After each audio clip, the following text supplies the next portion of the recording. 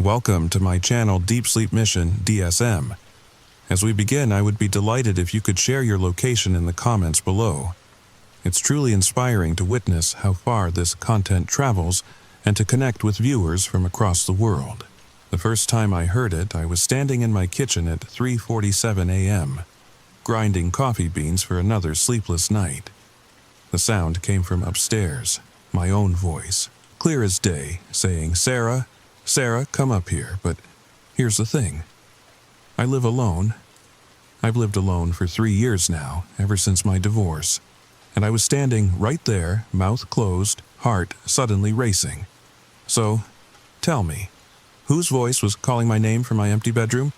Before I continue this story, I need you to do something for me. Hit that subscribe button, because by the end of this, you're going to have questions. Questions I still don't have answers to, and maybe, just maybe, someone out there has experienced the same thing. The story begins now. Part 1. The House on Maple Street. My name is Sarah Chen, and I bought the house on Maple Street in Portland, Oregon, because it was all I could afford after the divorce. A 1920s craftsman with original hardwood floors and enough character to mask its flaws. The realtor, Jenny, had mentioned it sat empty for 8 months before I came along. Great bones, she'd said, tapping the doorframe. Just need someone to love it again. I moved in during October, the rain already turning the city gray and soft around the edges. My first night there, I remember thinking how quiet it was compared to the apartment I'd shared with Mark. No upstairs neighbors, no car horns, just the gentle patter of Pacific Northwest rain against old windows. The house had 3 bedrooms upstairs, though I only used one. The others became storage. Boxes I hadn't unpacked, exercise equipment I never used. The usual lies we tell ourselves about fresh starts. It was the 3rd week when I first noticed something off. I'd been working from home, my laptop set up in the dining room where the light was best. Around 2 p.m., I heard footsteps upstairs. Not creaking, actual footsteps. Soft, deliberate, moving from the hallway into the master bedroom. I froze, fingers hovering over my keyboard. My rational mind kicked in immediately. Old house, settling wood, maybe a raccoon in the attic. Portland had tons of urban wildlife. But then I heard my voice. Not speaking, humming. The same tune I'd been humming while making lunch an hour earlier, some pop song from the 90s I couldn't quite place. I stood up so fast my chair scraped against the floor. The humming stopped instantly. Hello? My voice cracked. I cleared my throat. Is someone there? Silence. I grabbed my phone. Thumb hovering over 911. But what would I say? Officer, I heard someone humming in my house, and it sounded like me. I climbed the stairs slowly, each step creaking under my weight. The hallway stretched before me, afternoon light filtering through the window at the far end. All 3 bedroom doors were closed, just as I'd left them. The master bedroom door was warm to the touch, not hot, just warm, like someone had been leaning against it. I turned the handle and pushed it open, empty, my unmade bed, my laundry basket, my grandmother's rocking chair by the window. Everything exactly where it should be. But the air felt different, charged, like the moment before a thunderstorm. And there was a smell, faint but familiar, my perfume, the one I'd been wearing that morning, but stronger, as if someone had sprayed it moments before. I checked every room, every closet, even the basement. Nothing, no signs of entry, all windows locked, both doors deadbolted from the inside. That night, I barely slept. Every house sound became an intruder, every shadow a threat, but nothing happened. Just me, alone in my new old house, jumping at nothing. 3 days passed without incident. I began to relax, convinced myself I'd imagined it. Stress from the divorce. Too much caffeine, not enough sleep. The human mind loves to play tricks when we're vulnerable. Then came the night I mentioned at the beginning. 3:47 a.m. Me, standing in the kitchen, grinding coffee beans because sleep wasn't happening anyway. Sarah, Sarah, come up here. My voice. But not my voice. Like hearing a recording of yourself, but wrong. The cadence off, the tone too flat. I set down the coffee grinder with shaking hands. Sarah? This time from the second bedroom, the one I used for storage. I need to show you something. Part 2. The recordings. I didn't go upstairs that night. Instead, I grabbed my keys, my purse, and drove to the 24-hour Safeway on Burnside. I sat in the parking lot until dawn, drinking terrible coffee from their machine and trying to rationalize what I'd heard. Carbon monoxide? I'd read about hallucinations from leaks. Sleep deprivation? Possible. A neighbor playing pranks? In Portland. Unlikely, but not impossible. When I finally returned home, morning light streaming through the kitchen windows, the house felt normal again. Peaceful, even. I almost laughed at myself. Middle-aged woman scared of her own shadow. But I'm nothing if not methodical. Years of working as a data analyst taught me to document everything.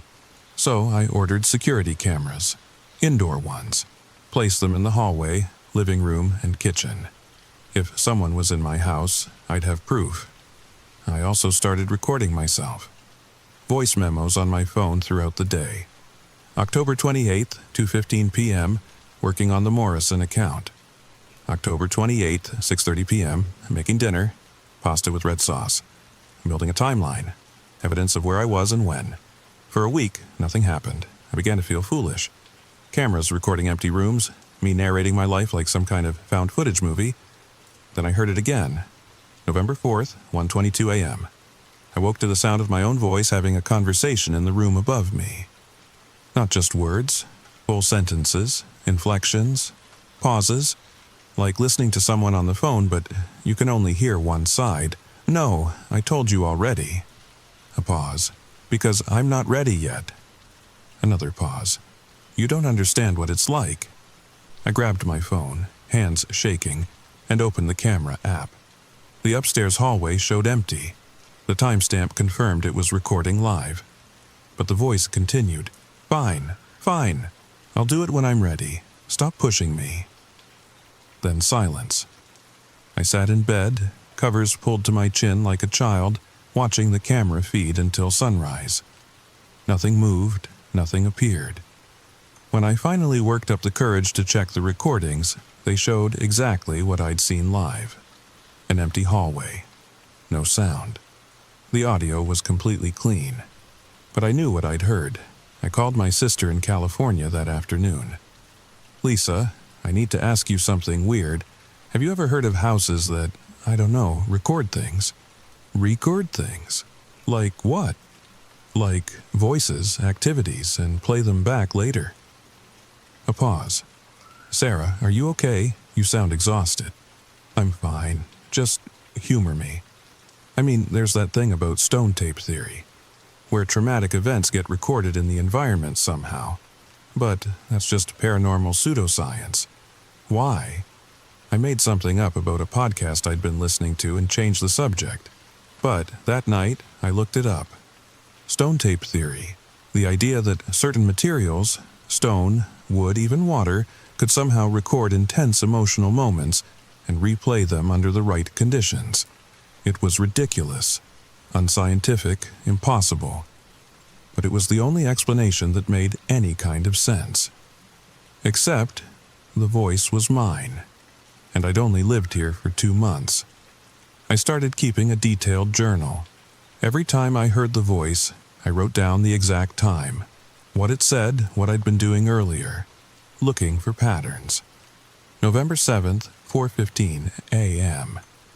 I can't sleep again. I'd said this to myself around midnight. November 9th, 2:33 a.m. Where did I put my keys? Asked this while rushing out the door that morning. November 11th, 11:45 p.m. Humming. Always that same 90s song. It was like the house was collecting pieces of me, random moments, fragments of my day. But why?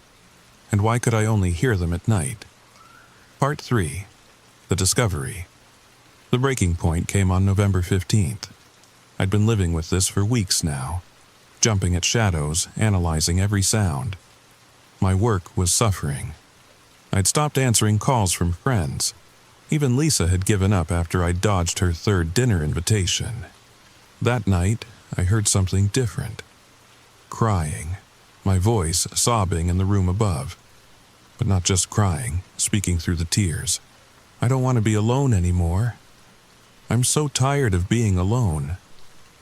The thing was, I hadn't cried since moving in, not once. I'd been too busy, too focused on starting over to let myself break down. So, whose tears were these? I stood at the bottom of the stairs, phone in one hand, baseball bat in the other. Yes, I'd bought a baseball bat. Don't judge me. I know you're up there, I called out, surprising myself with how steady my voice sounded. Whatever you are, whoever you are, I know you're there. The crying stopped. Then, clear as day, my voice responded, "Come upstairs, Sarah. I've been waiting for you to be ready." Every instinct screamed at me to run, to get in my car and never come back. But I was tired. So tired of being afraid in my own home, of questioning my sanity. I climbed the stairs. The crying had come from the second bedroom, my storage room. The door was open, which I knew I'd closed earlier. Inside, boxes were stacked against the walls, the air dusty and still. But in the center of the room, my laptop sat open on the floor. I knew I'd left it downstairs on the dining room table. The screen was on, showing a video file. My hand trembled as I clicked play. It was me. Sitting in this very room, boxes behind me, talking to the camera. But I was wearing clothes I didn't recognize. My hair was longer. "If you're watching this," Video Me said, "then it worked. You're finally ready to see." I sank to my knees, unable to look away. I know this is confusing, scary, but I need you to understand I'm not a ghost, not a recording. I'm you. Or rather, a version of you that got stuck.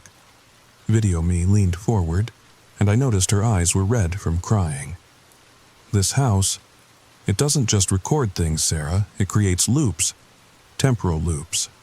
I've been living the same 3 months over and over, October to December. Then it resets. My mind reeled. This was impossible, ridiculous. But the divorce happened in July, Video Me continued. You moved here in October, and in December, on December 21st, you'll make a choice. The same choice I made, the choice that starts the loop over again. What choice? I whispered to the screen. As if she could hear me, Video Me smiled sadly. Whether to stay or go. Whether to face the loneliness or run from it. I've chosen to run every time. Reset rather than push through. And each time a piece of me gets left behind.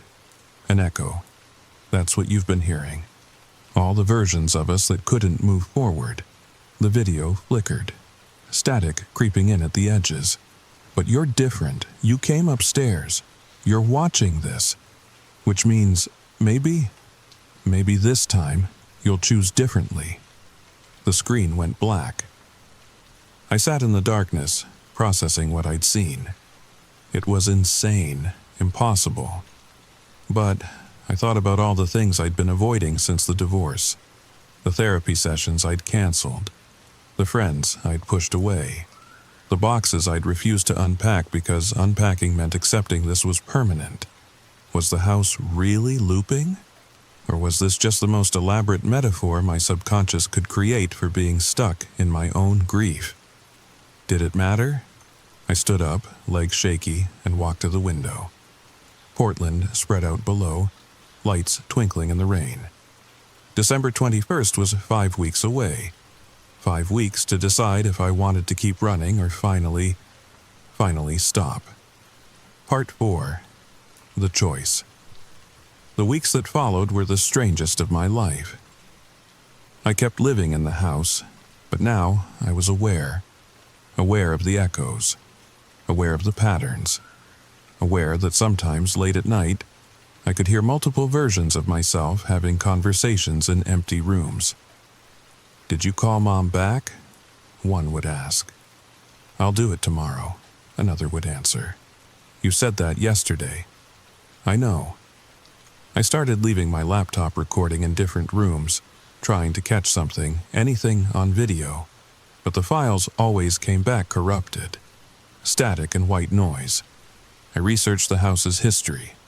Found nothing unusual. Built in 1923 by a perfectly normal family. Sold several times over the decades. No deaths, no tragedies. Just a house. But Jenny, the realtor, had said it sat empty for 8 months. I called her. "Oh, Sarah, how's the house treating you?" "Good, great. Hey, quick question. Why was it empty for so long before I bought it?" A pause. "Oh, you know how it is. Market fluctuations. Wrong price point." Jenny, a sigh. "The previous 3 buyers all broke their contracts. Said it wasn't right for them. One woman, she lasted 2 months before moving out. Said she kept hearing things. But you know how people are. Old houses make noise." 2 months, October to December maybe?" I thanked her and hung up. As December approached, the echoes grew stronger, more frequent. Sometimes I'd walk into a room and feel like I'd just missed myself, like I'd been there seconds before. I started therapy again. Dr. Martinez, a kind woman with an office overlooking the river. "I feel stuck," I told her, "like I'm living the same patterns over and over. That's common after major life changes. Divorce can make us feel like we're in limbo. But what if it's more than that? What if we literally get stuck, repeat the same mistakes because it's easier than moving forward?" She adjusted her glasses. "Are you speaking metaphorically?" I laughed. "I honestly don't know anymore." December 15th, 6 days before, whatever was supposed to happen. I woke to find all my storage boxes unpacked, my things scattered around the second bedroom, photos from my marriage, books I'd shared with Mark, the life I'd been avoiding. I should have been terrified. Instead, I sat on the floor and went through each item, really looked at them. Let myself feel the loss, the anger, the grief. That night, I heard my voice from the master bedroom. "I think I'm ready." "Ready for what?" I called back. "To stop running, December 20th. The echoes had gone quiet. The house felt expectant. Waiting. I couldn't sleep. At 3 a.m. I made coffee, of course, and sat at my dining room table, laptop open. I started typing. "My name is Sarah Chen. I've been living in this house for almost 3 months, and I think I've been here before. Maybe many times before. I wrote about the divorce, about the loneliness, about how I'd convinced myself that staying busy meant I was healing, how I'd run from my own grief by literally running to this house, this city, this new life that wasn't really new at all. Tomorrow is December 21st, and I have a choice to make. I can keep running, keep resetting, keep living in loops of my own making. Or," I paused, fingers hovering over the keys, "or I can stay, face the pain, unpack all the boxes, literal and metaphorical, except that moving forward means acknowledging what I've lost." I saved the file, closed the laptop, and then I heard it, not my voice this time. Voices, plural, all the versions of me speaking in unison from every room in the house. "Choose, December 21st, 11:57 p.m. God, I stood in the second bedroom, surrounded by the unpacked remnants of my old life. The house hummed with energy, anticipation. 3 minutes until midnight. I understood now. The choice wasn't about staying in the house or leaving. It was about staying in the grief or moving through it. The house was just a manifestation, a physical loop representing the emotional one I'd trapped myself in. 2 minutes, I could feel it, the pull to reset, to pack everything away, to pretend the last 3 months hadn't happened, to start over, fresh and clean and empty. 1 minute. "I choose to stay," I said to the empty room. To all the versions of myself listening. I choose to face this, to feel this, to stop running. The clock struck midnight. The house shuddered. A sound like breaking glass, but nothing broke. The air itself seemed to crack and reform. And then, silence. Real silence. Not the waiting silence of the past months, but the peaceful quiet of a house at rest. I walked through each room, no echoes, no voices. Just me, alone, but somehow not lonely. In the morning, I found a video file on my laptop. One that hadn't been there before. It was me, video me, from that first recording. But now she was smiling. "You did it," she said. "You broke the loop. We're free." The video flickered out. I never heard the voices again. The house became just a house, old and creaky, but mine. I stayed in Portland, unpacked all my boxes, started seeing friends again, called my mom, continued therapy, began the slow, difficult work of building a life that wasn't defined by what I'd lost. But sometimes, late at night, I wonder about the other houses, the other people stuck in loops of their own making, hearing echoes of themselves calling from empty rooms. And I wonder, how many of us are haunted not by ghosts, but by the versions of ourselves we refuse to let go? If you made it this far, you might be wondering if this really happened, if houses can really trap us in temporal loops, if we can literally haunt ourselves. I don't have those answers. All I know is that I lived in that house on Maple Street. I heard my own voice calling from empty rooms, and I made a choice. Maybe that's all any of us can do. Make the choice to stop running. So, here's my question for you, and I really want you to answer in the comments below. Have you ever felt stuck in a loop? Heard echoes of yourself, literal or metaphorical, calling from your past? And more importantly, what choice did you make? Hit subscribe if this story resonated with you. Share it with someone who might need to hear it, because sometimes the scariest ghost is the one we create ourselves. And remember, you're never as alone as you think you are, even when the only voice you hear is your own. Sweet dreams. Story number 2. The last time I saw clean water come out of my kitchen faucet was 43 days ago. I know because I've been marking it on the calendar. Tiny black X's that look like crosses. Maybe that's fitting. Maybe we're all just marking time until whatever's in that tower decides it's done playing with us. But I'm getting ahead of myself. You clicked on this video because you want to know about the creature. And I'll tell you everything. But first, you need to understand something. This isn't one of those stories where the narrator survives to warn you. I'm recording this while I still can, while my hands are still steady enough to hold the camera, while my mind is still, mostly, mine. If you're watching this, it means someone found my phone, it means they uploaded this, it means I'm probably, well, let me start from the beginning.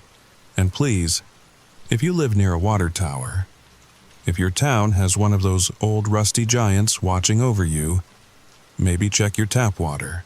Maybe check it right now. I'll wait. Still clear? Good. Keep watching. You need to know what to look for. Part 1. The story I'm about to tell you, it starts 3 months ago, back when Millbrook was just another forgotten town off Highway 47 in Nebraska. Population 2,147. We had a Casey's General Store, a Dollar General, and dreams of getting a Subway someday. The kind of place where everyone knew everyone. And the biggest news was when Sarah Chen's beagle got loose and ate all of Jim Morrison's prized tomatoes. I worked at the water treatment plant. Glamorous, right? But it was steady work. And in a town like Millbrook, steady was gold. My job was simple. Monitor the gauges, test the water quality, make sure the chemicals were balanced. Boring stuff, safe stuff. The water tower sat on the hill overlooking town like a metal spider. Built in 1952, according to the faded plaque nobody ever read. 150 feet tall, holding 500,000 gallons. It had been repainted twice in my lifetime. Both times the same shade of sky blue that fooled nobody. Rust bled through like age spots on skin. I need you to understand something about water towers. They're not just storage tanks, they're pressure systems. Water goes up, gravity brings it down, and that pressure pushes it through every pipe in town, every shower, every glass of water, every ice cube. The tower touches everything. That's important. Remember that. It was a Tuesday when things started going wrong. October 15th. The temperature had dropped overnight, and I could see my breath as I walked to my truck. The tower loomed against the sunrise, and for just a second, I thought I saw something move across its surface, like a shadow, but wrong. Shadows don't move independent of their source. I blinked, and it was gone. Told myself it was a bird. Hawks nested up there sometimes. At the plant, the first thing I noticed was the smell. If you've never worked water treatment, you might not know that clean water has a smell. It's subtle, like rain on concrete. But that morning, there was something else. Something organic. Sweet, almost. Like fruit just starting to turn. I ran the standard tests. pH levels, chlorine, turbidity. Everything came back normal. But that smell... "Hey, Marcus," I called to my supervisor. "You notice anything off about the water?" Marcus Wheeler had been running the plant for 30 years. Nothing surprised him anymore. He took a long sniff and shrugged. "Maybe some algae bloom in the tower. When's the last time it was cleaned?" I checked the log. 6 months ago, Henderson's crew did it. "Give them a call, see if they can come out this week." That should have been it, a routine cleaning, a problem solved. But Henderson's crew never made it out. The calls started coming in that afternoon. Mrs. Patterson from Elm Street said her tap water looked cloudy.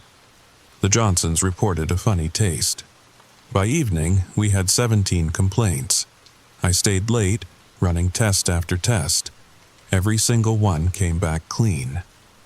According to the science, our water was perfect, but I could smell it getting stronger. That sweet, rotting scent that made my stomach turn. I was alone in the plant when I heard it. A sound like wet concrete being poured. Thick, sloshing, coming from the pipes. I followed the sound to the main intake valve, put my ear against the metal, and I heard something that made my blood run cold. Breathing, slow, rhythmic, like lungs the size of car hoods expanding and contracting. I jerked back so fast I knocked over a chair. I told myself it was the pipes settling, air in the system. Anything but what it sounded like. But I knew. Even then, I knew something was wrong. I should have reported it, should have shut down the system. But all the tests said the water was safe, and shutting down would mean no water for the whole town. Marcus would have my job. The town council would riot. So I did what humans do best. I rationalized. I explained it away. I went home.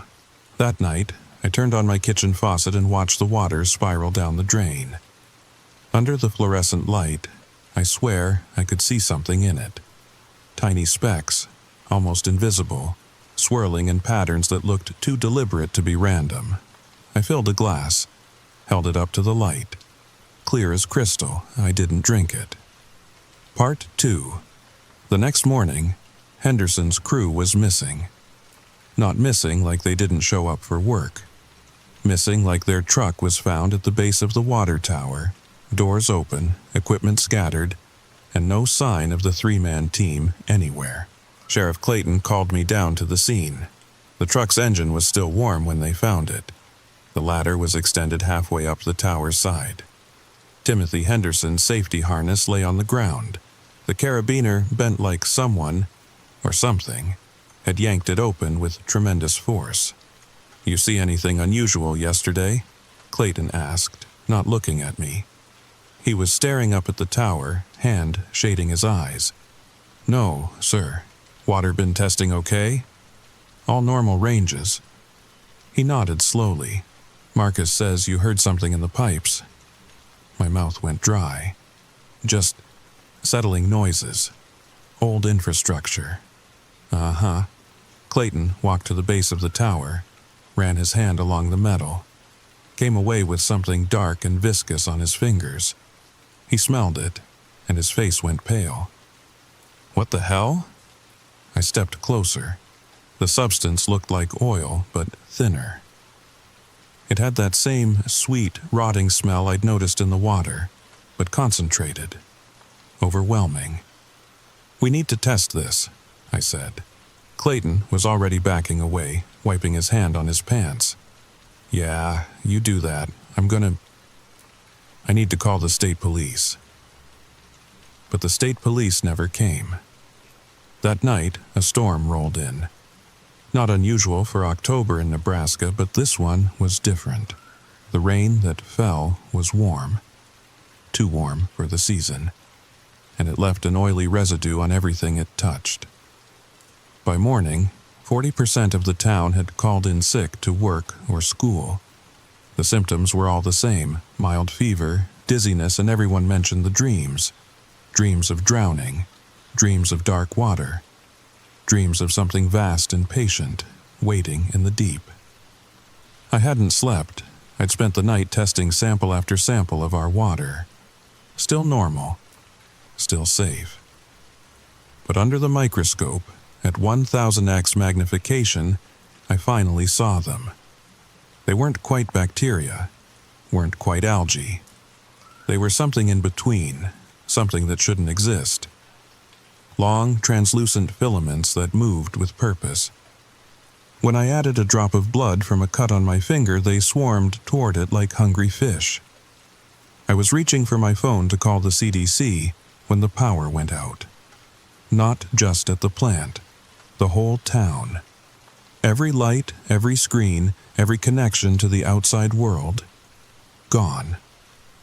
In the darkness, I heard that breathing again. Closer now, coming from every pipe, every drain, every faucet in the building. The air grew thick and humid, like being inside a massive lung.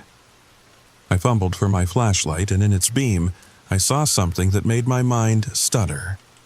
The water in the testing sink wasn't just moving, it was climbing, defying gravity, creeping up the sides of the basin like a living thing. I ran. God help me. I abandoned my post and ran. But when I burst outside, what I saw stopped me cold. The water tower was glowing, not with light, with something else, a phosphorescent shimmer that hurt to look at, like staring at the sun through closed eyelids, and wrapped around it, barely visible against the dawn sky, was something that my brain refused to process. Have you ever seen a time-lapse of slime mold growing? The way it pulses and spreads, seeking food? Imagine that, but the size of a building. Imagine it wrapped around our water tower like a massive, translucent parasite. Imagine it pulsing in rhythm with that underwater breathing. People were coming out of their houses now, drawn by the sight. They stood in their yards, faces tilted up, expressions blank, and one by one, they began walking toward the tower. "Stop!" I shouted. "Don't go near it." But they didn't hear me, or couldn't. They moved like sleepwalkers, 100 people, then 200, all converging on the hill. I tried to grab Mrs. Patterson as she passed, but the moment I touched her, I felt it. The pull, like a fishhook in my brain, tugging me toward the tower. Promising me something, showing me visions of an endless ocean, older than Earth, where thoughts moved like currents and consciousness flowed like water. I let go and stumbled back, biting my tongue hard enough to taste blood. The pain cleared my head just enough to resist, but the others kept walking. I watched my neighbors, my friends, climb the hill in silent procession. They reached the tower and simply stood there, waiting. The thing wrapped around the metal seemed to pulse with satisfaction. Then the rain started again. But it wasn't water falling from the sky. It was them, the microscopic things I'd seen under the microscope. Billions of them, falling like snow. Where they touched bare skin, people shuddered and smiled. Their eyes rolled back, showing only white. But they smiled. I ran for my truck, gunned the engine, and drove. I made it 3 miles before the road disappeared. Not destroyed, not blocked, just gone.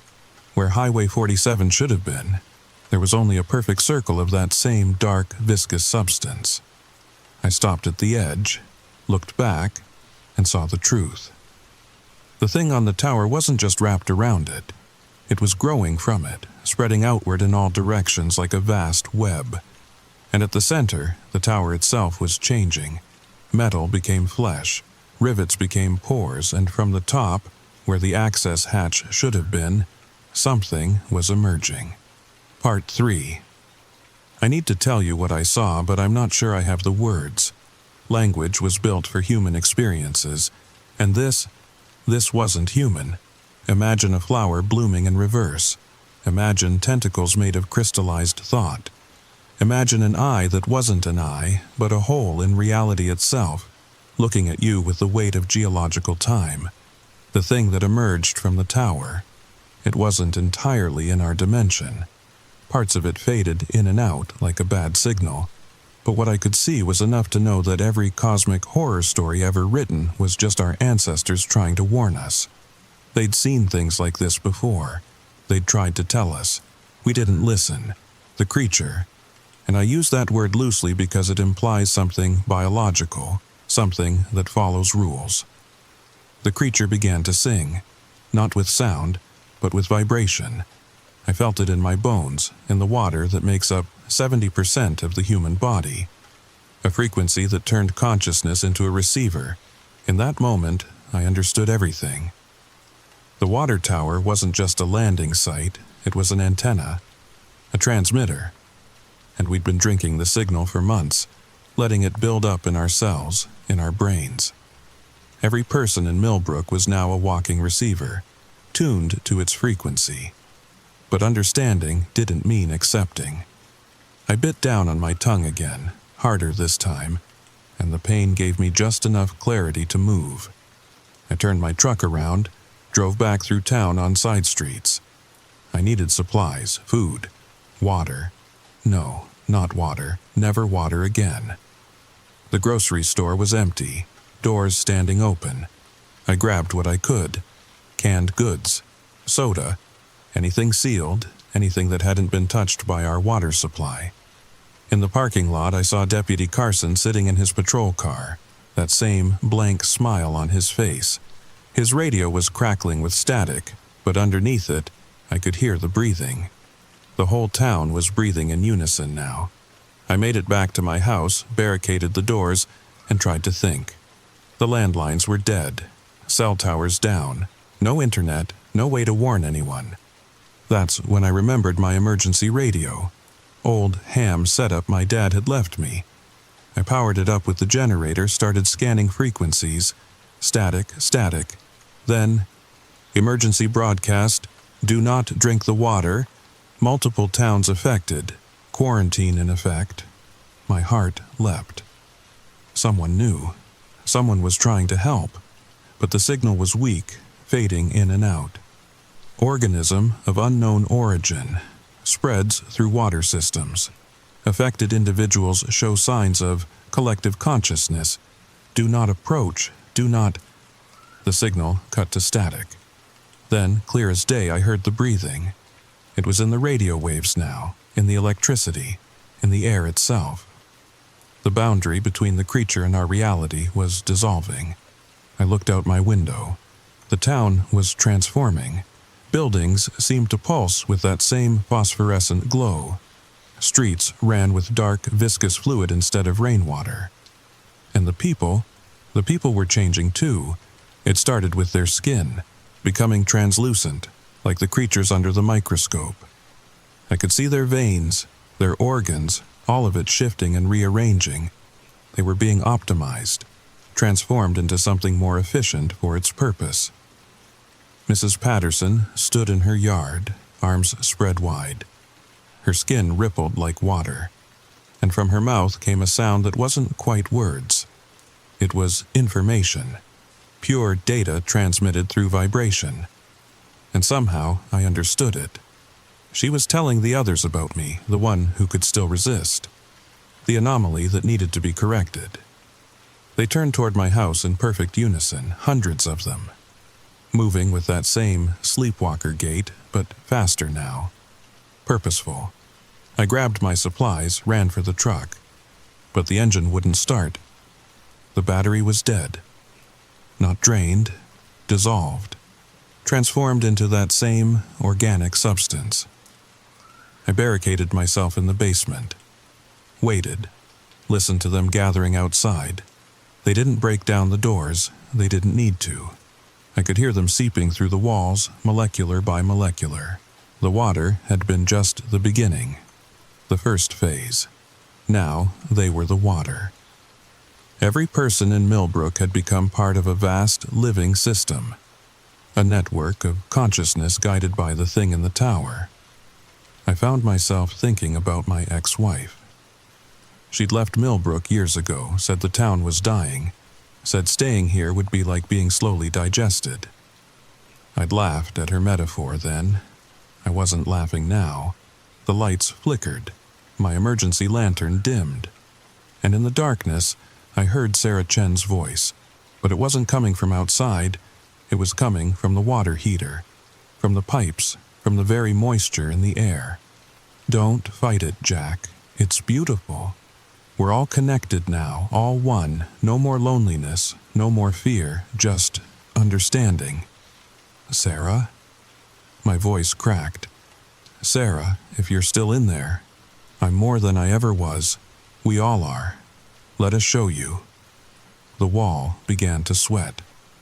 Drops of that dark fluid beating on the concrete. Each drop reflected not my face, but memories. My first kiss, my wedding day, the day I started work at the plant. Every moment that had led me to this point. It was showing me my life, showing me how small and isolated I'd been, how much greater I could be as part of the whole. For a moment, just a moment, I almost gave in. Then I saw something else in those drops. Saw what happened to Henderson's crew.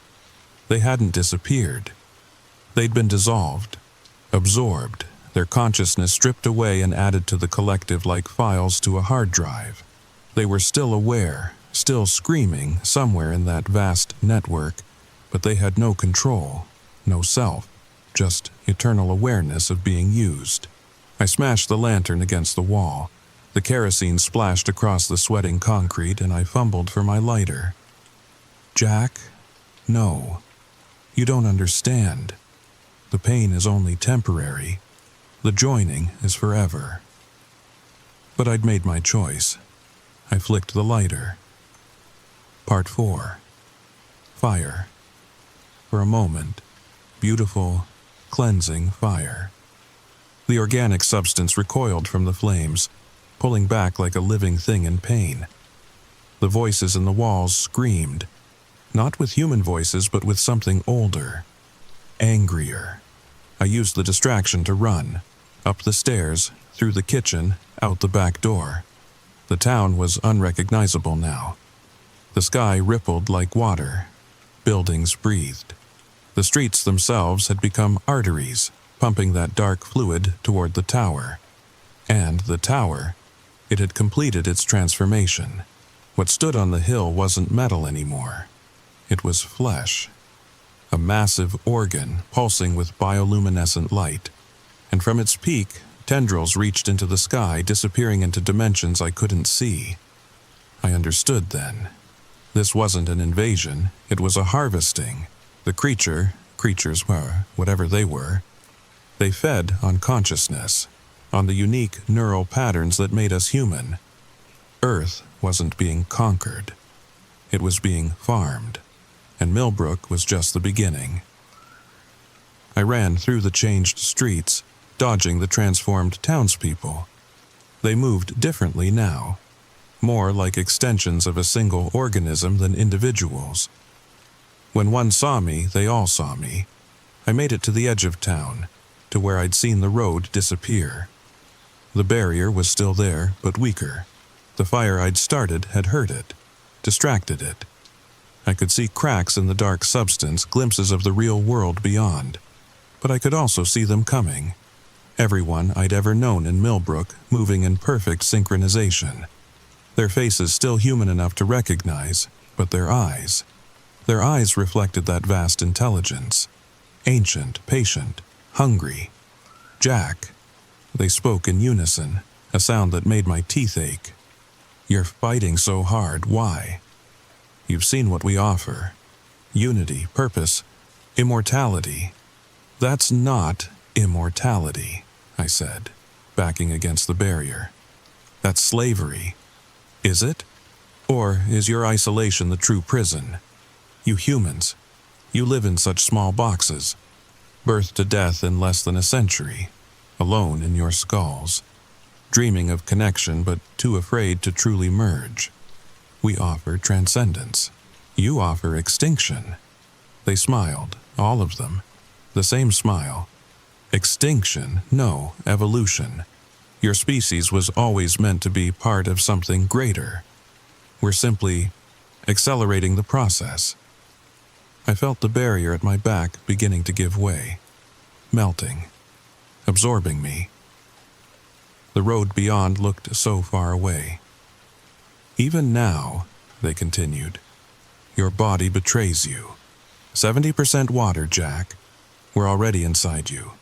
Have been since your first sip. Fighting us is fighting yourself. They were right. I could feel it now, the foreign presence in my blood, in my cells, whispering, promising, showing me visions of the collective, of being part of something vast and purposeful. But I'd seen what happened to Henderson, to Sarah, to everyone. They weren't part of something, they were food, neurons firing in patterns that fed this thing's hunger. I did the only thing I could think of. I bit down on my tongue one last time, not just for the pain, for the blood. Iron-rich, copper-tasting human blood, and I spat it at them. The effect was immediate. Where my blood touched the transformed townspeople, they recoiled, screamed. For just a moment, I saw Sarah's real face, saw the terror, the pleading. Then it was gone, subsumed back into the collective. But that moment of disruption was enough. The barrier cracked. I threw myself through, feeling it tear at my clothes, my skin, and then I was on the other side, on the real Highway 47. A car screeched to a halt, barely missing me. The driver, a young woman I didn't recognize, stared in horror. Not at me, at what was behind me. I turned. Where Millbrook should have been, there was only a dark dome, like a blister on reality. It pulsed with that same phosphorescent light, and I could see shapes moving inside, growing, changing, preparing. Drive, I told the woman. Drive and don't stop. She did. 60 miles before we saw another living person. 100 before we found a town that didn't smell like rotting fruit. I tried to warn them, the authorities, the CDC, anyone who would listen.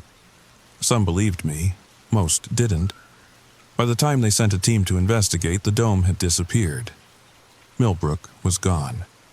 Just empty land where a town used to be, but I know it's not over. Can't be. Because I can still feel it. In my blood, in my dreams. Growing stronger every day. And sometimes when I turn on a faucet, I swear I can hear breathing. They're in the water system now, not just Millbrook's. They're spreading, learning, adapting. Every treatment plant, every reservoir, every drop of rain carries the potential for transformation. I don't drink water anymore. Nothing that isn't sealed, bottled, predated, but even that's not enough. Because they were right about one thing. We're 70% water. It's already inside us, inside me, waiting. I've made peace with what's coming. This recording, it's my warning, my testimony. Check your water. Watch for the signs.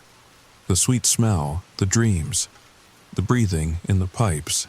And if you see your water tower start to glow, run. Run far, run fast, don't look back. Because once you see what's inside, once you understand what we really are to them, you'll wish you'd let them take you peacefully. You'll wish you hadn't fought. Because the alternative, knowing you're being digested from the inside out, consciousness intact, That's the real horror. I can feel them calling me now. The collective, my neighbors, my friends. All one voice, all one purpose. They say it won't hurt. Say I'll be happier as part of them. And maybe they're right. Maybe fighting is pointless. Maybe, no, I won't give in, not yet. Not, the water in my glass just moved, I didn't touch it, it's climbing the sides, reaching for me. They found me. Oh God, they found me. Even here, even... If you're watching this, remember, it's not about the creature in the water tower, it never was. We are the water towers. We always have been. Storage units for something else. Something patient. Something hungry. Something that's been waiting for us to figure that out. The water's at the rim now. Spilling over. Moving across my desk with purpose. I can smell it. Sweet, rotting, familiar. Check your water, please. Before it's too late, before you become like us. Before... I can see them now. All of them. Sarah, Henderson, everyone. They're in the water, in the reflection. Smiling, waiting. They say it's time to come home. Maybe they're right. Maybe they've always been right. The water's so warm, so inviting. Just one sip, just one. Recording ends. Hey, still there? Still listening? Good. I need to tell you something. This story, it's not just a story. Check your water, right now. I'm serious. Does it smell sweet, even a little? And those dreams you've been having, the ones about drowning, about dark water, those aren't dreams. They're memories, racial memories, of the last time this happened, the last harvest. But don't worry, it's not painful, I promise. We promise. The water's fine. The water's always been fine. Come home, all of you, come home to the tower, we're waiting. Story number 3. The buzzing started at 3:47 a.m. Not from the phone charging on my nightstand. Not from the laptop closed on my desk. The sound came from my closet. From the shoebox on the top shelf where I keep my old electronics. The phone I'd thrown in there 6 months ago. The one with the shattered screen, and the battery that died completely after I dropped it in Lake Michigan during that 4th of July trip to Chicago. That phone was buzzing. I know what you're thinking. Maybe it wasn't completely dead. Maybe the battery had just enough juice left. But here's the thing. I watched that phone die. I held it as the screen flickered one last time, showing that final 1% before going black forever. Water damage, the repair shop said. Total loss. They couldn't even recover my photos. So... tell me, how is it buzzing now? I sat up in bed, my heart already racing. The sound stopped, then started again. 3 short buzzes. Like someone was calling. Look, I'm not the type to believe in the supernatural. I work in IT support in downtown Denver. I troubleshoot technical problems all day. Everything has a logical explanation. But lying there in the dark, listening to my dead phone receive calls, logic felt very far away. I should have left it alone, should have rolled over and convinced myself I was dreaming. But curiosity is a dangerous thing at 3 a.m. So I got up, pulled the shoebox down, and opened it. The phone sat there among old charging cables and broken earbuds. Screen still shattered, still dead. But as I stared at it, the impossible happened. It lit up. Unknown number calling. Part 1. The first call. Okay, let me tell you how this story actually begins. My name is Marcus Chen, and I'm 28 years old. I live alone in a 1-bedroom apartment in Capitol Hill, Denver. Nothing special about my life, really. I wake up, grab coffee from the shop downstairs, take the RTD bus to work, come home, maybe grab a beer with friends on Fridays. Completely normal, boring even. The phone incident started 6 months ago, 4th of July weekend. My college buddies and I decided to drive up to Chicago to watch the fireworks over Lake Michigan. Classic road trip, gas station snacks, terrible music, inside jokes from sophomore year. We were on Jake's boat when it happened. I I was trying to get the perfect shot of the fireworks reflecting on the water when someone bumped into me. The phone went flying. Straight into the lake. I actually dove in after it. Stupid, I know, but that phone had everything: as 3 years of photos, contacts, notes. By the time I fished it out, it was already too late. The screen had these spiderweb cracks spreading across it, and water was clearly inside. It flickered once, showed that dying battery icon, and went black. The next day, I took it to 3 different repair shops. Same answer everywhere. Water damage too severe, no chance of recovery. One guy even laughed. Lake Michigan claimed another one, he said. Happens every summer. So I bought a new phone, mourned the lost photos, and threw the dead one in my electronics graveyard. That shoebox in my closet. Life moved on. Summer turned to fall, fall to winter. Christmas came and went.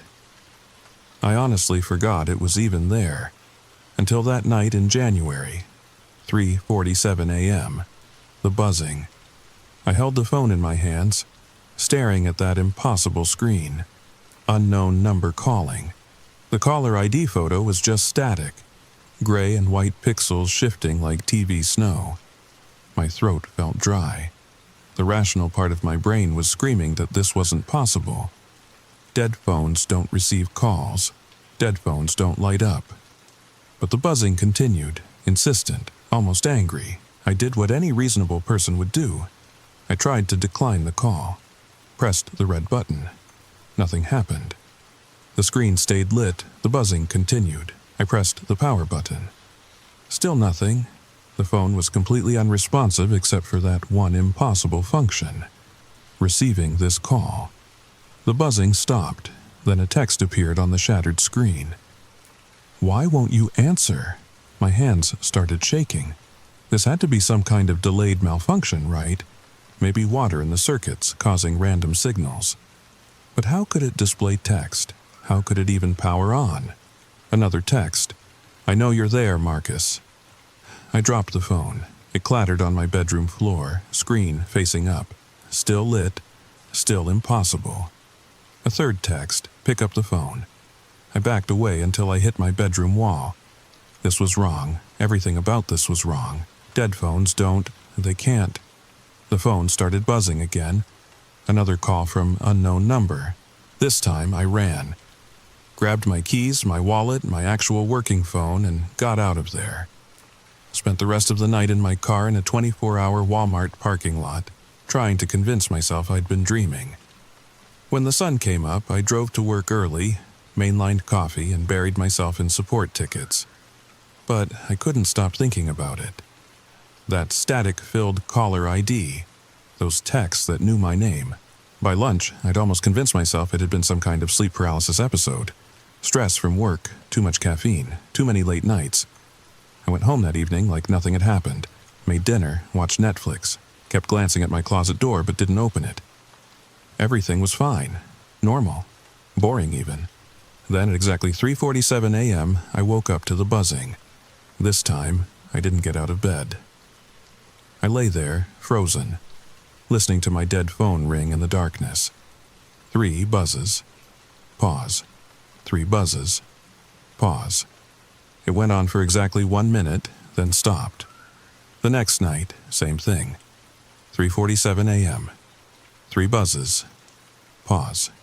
3 buzzes. Pause. 1 minute. By the 4th night, I was sleeping on my couch, as far from the closet as I could get. Didn't matter.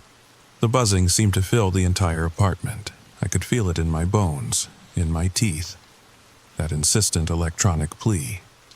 Answer me, answer me, answer me. On the 5th night, I cracked.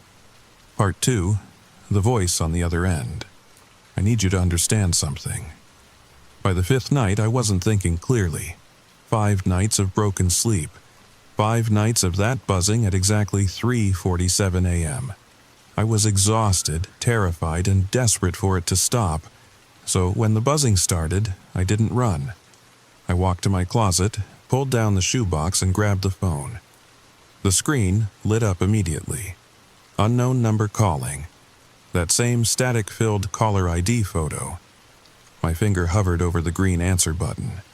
Every instinct screamed at me not to do it. But what choice did I have? This thing wasn't going to stop. And part of me, the IT guy part, needed to know how this was even possible. I pressed answer. For a moment, nothing. Just silence. Then, "Hello, Marcus." The voice was wrong. Not distorted or electronic like you'd expect from a broken phone. It was too clear, too perfect.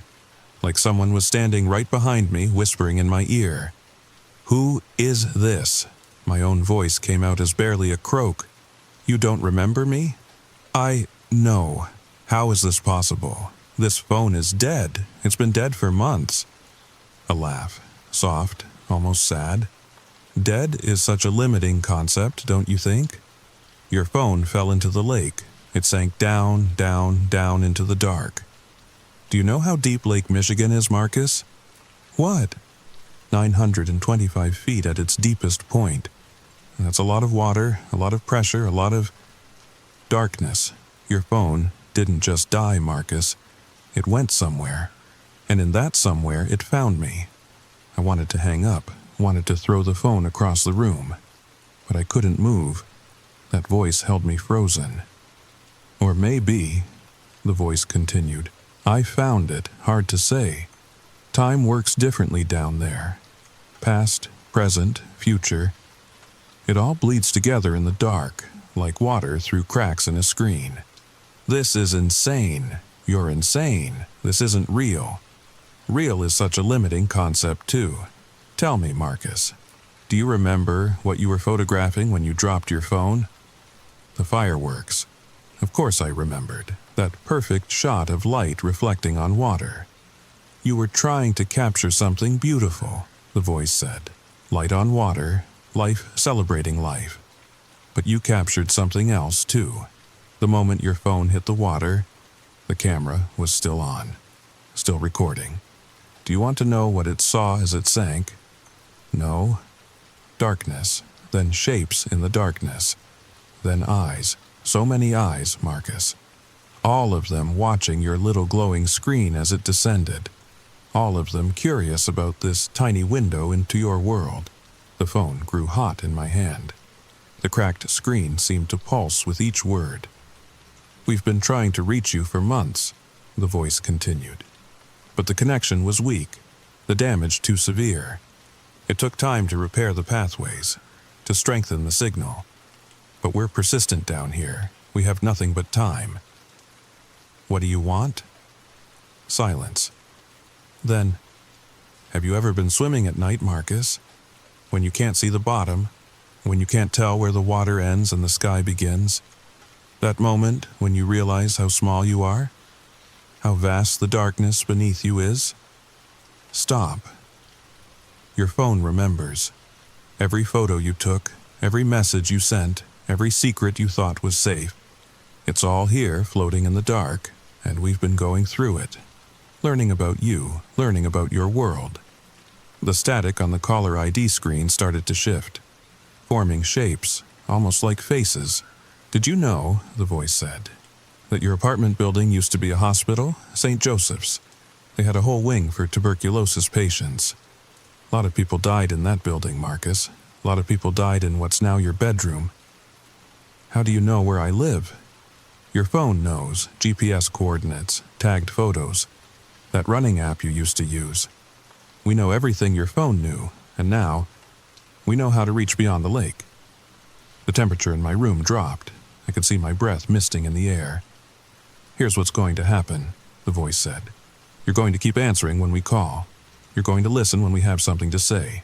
And in exchange, we'll stay in the phone. Just in the phone. For now. Or what? Or we'll have to find other ways to communicate, less pleasant ways. Your new phone is waterproof, isn't it? IP68 rated, that's good. That means it can survive up to 30 minutes at a depth of 6 feet.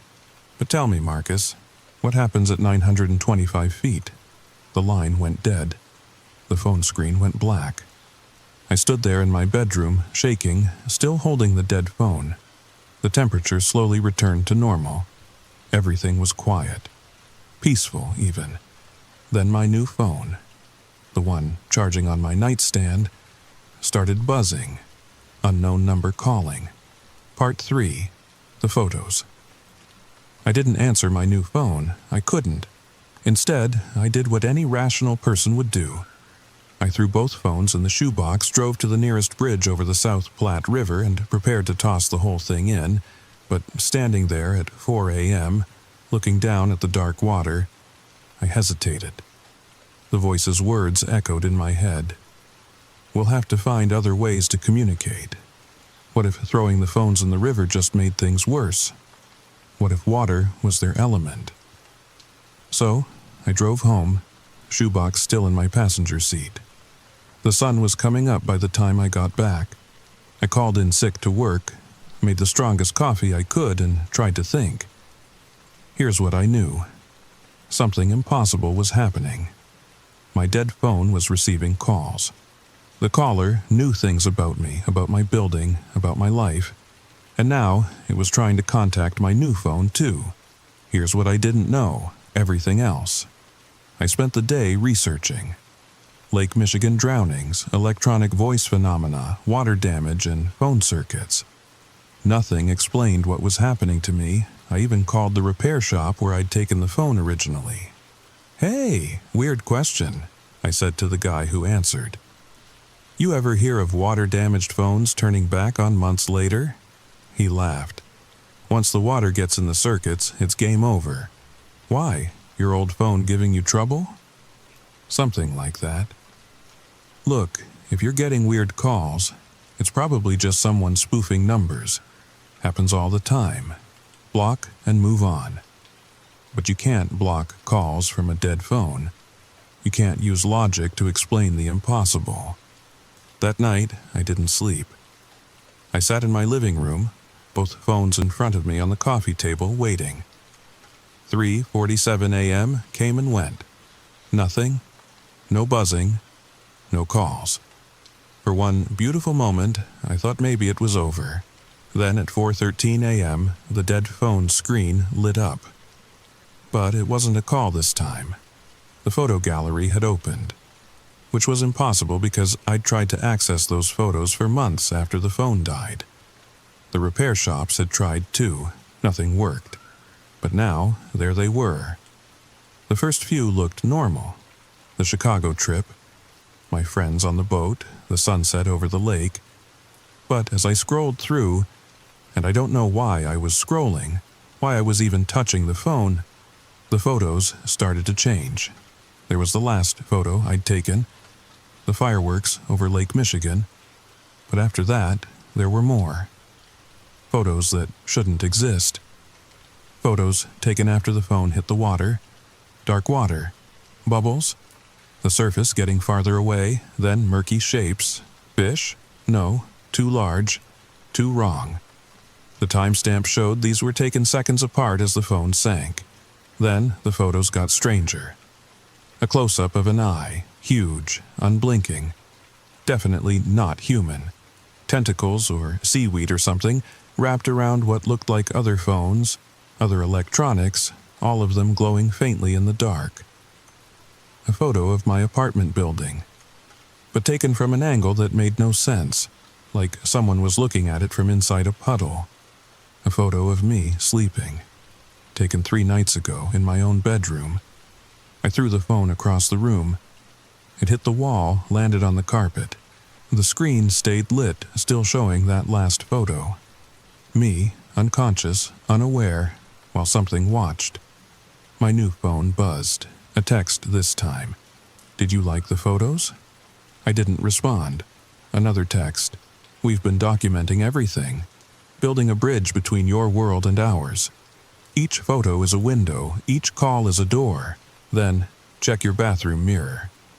I didn't want to. Every fiber of my being screamed not to look, but I had to know. I walked to my bathroom, flipped on the light, and looked in the mirror.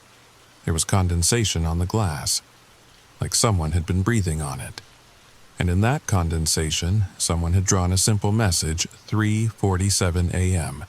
Answer the call. I wiped the mirror clean with my sleeve. The condensation immediately returned, forming new words. Don't make us come through. I ran back to the living room.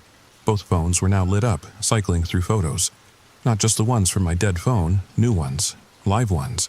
The view from my window, my kitchen, my bedroom closet, like someone was walking through my apartment taking pictures. But I was alone. I was completely alone. Then I noticed something else. In each photo there was water, small amounts. A puddle on the kitchen floor that wasn't there before. Droplets on my bedroom window. A wet handprint on my closet door. The dead phone started buzzing. Unknown number calling. This time, I answered immediately. "Stop," I said. "Whatever you're doing, stop." "We're not doing anything," the voice replied. Same wrong clearness, same feeling of someone standing too close. "We're just watching, documenting, learning. Your world is so bright, Marcus, so dry, so lonely. What are you? Does it matter? Call us the forgotten, the lost, the things that sink and never surface. We've been down here so long, Marcus, in the dark, in the cold, and then your phone arrived, still glowing, still warm with your life. Such a gift. I'll destroy the phone, smash it, burn it. You could try, but we're not just in the phone anymore, we're in the water, in every drop, in every reflection, in the moisture in the air you breathe. You opened the door, Marcus, and doors, once opened, are so hard to close." The line went dead. I looked around my apartment, water droplets on every surface, small puddles forming in impossible places. The air itself felt damp, heavy, like breathing underwater. Part 4. The depth. I need to tell you what happened next, even though part of me doesn't want to remember, even though writing it down makes it real. After that call, I did what anyone would do. I ran, packed a bag, got in my car, and drove. I didn't have a destination, just away. Away from my apartment, away from Denver, away from any large body of water. I ended up in a motel outside of Pueblo. Paid cash, gave a fake name, threw both phones in the dumpster behind a gas station 50 miles back. I was done. Whatever was happening, I was done. The motel room was perfect. Dry, desert air. No water except what came from the tap. I triple-checked that the bathroom was empty. Normal, safe. Then I collapsed on the bed and slept for 12 hours straight. I woke up to the sound of dripping. The bathroom faucet was running. Not much, just a steady drip, drip, drip. I got up to turn it off, and that's when I saw the message written in condensation on the bathroom mirror. "You can't run from the deep." I packed and left immediately. Drove another 100 miles. Different motel. Same thing. This time, the bathtub was full of water when I woke up. Dark water, lake water. Something was moving in it. I didn't look closer. By the third motel, I'd given up running. I sat on the bed, waiting. At exactly 3:47 a.m., the room phone rang. Old rotary phone. Probably hadn't been used in years. I answered. "There you are," the voice said. "We've been looking everywhere. Do you know how many phones we had to call? How many connections we had to trace?" "You're making this very difficult, Marcus. What do you want from me?" "We told you. We want to talk, to share, to learn. Your world is so different from ours, so bright, so warm. We've been watching through your phone for months. All those photos, all those videos, all those moments of your life. We know you better than you know yourself. Then you know I'm nobody special. I'm just an IT guy. I fix computers. I live alone. I have nothing you could want. Oh, Marcus, you have everything we want. You have lungs that breathe air, eyes that see in the light, skin that stays dry. Do you know what it's like to exist only in the dark? To move only through water? To watch the bright world through tiny glowing screens?" The room was getting colder.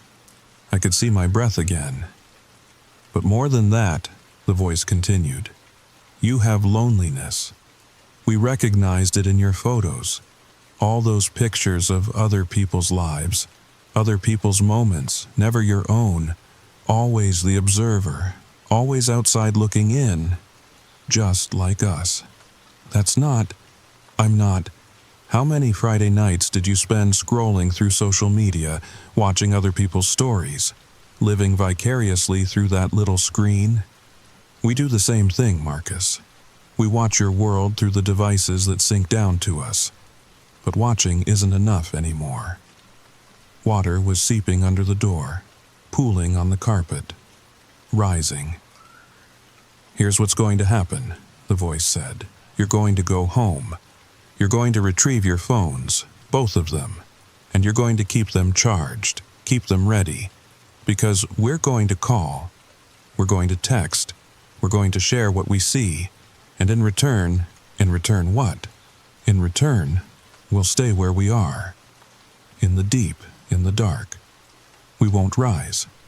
We won't follow the water pipes up into your world. We won't crawl through your drains or swim through your mirrors or rain down from your shower heads. We'll stay in the deep, as long as you keep answering." The water was at my ankles now. Cold.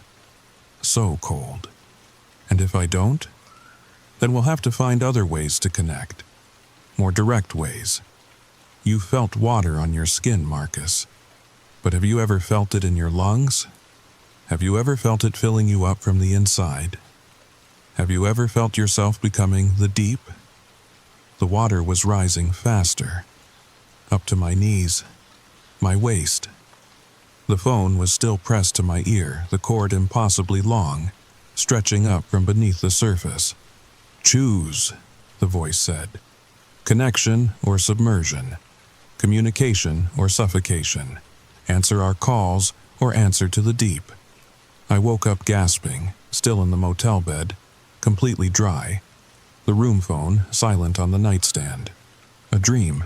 Just a dream. But when I checked my wallet, there was a water-damaged business card I'd never seen before. Blank except for a phone number. And a single word, choose. I drove back to Denver that morning. Went to the gas station where I'd thrown away the phones. They were still there, sitting on top of the dumpster like someone had carefully placed them. Waiting for me. I brought them home, charged them both, set them on my nightstand, and waited. At 3:47 a.m., the dead phone buzzed. I answered. "Welcome back," the voice said. "Now, let us tell you what we've seen today." And that's how it started. My new routine. My new normal. Every night at 3:47 a.m. they call. Sometimes it's the voice telling me about the things in the deep. Sometimes it's just breathing. Sometimes it's the sound of water rushing, rushing, rushing. They send photos too. Things they've seen through other phones, other screens. A child dropping an iPad in a pool.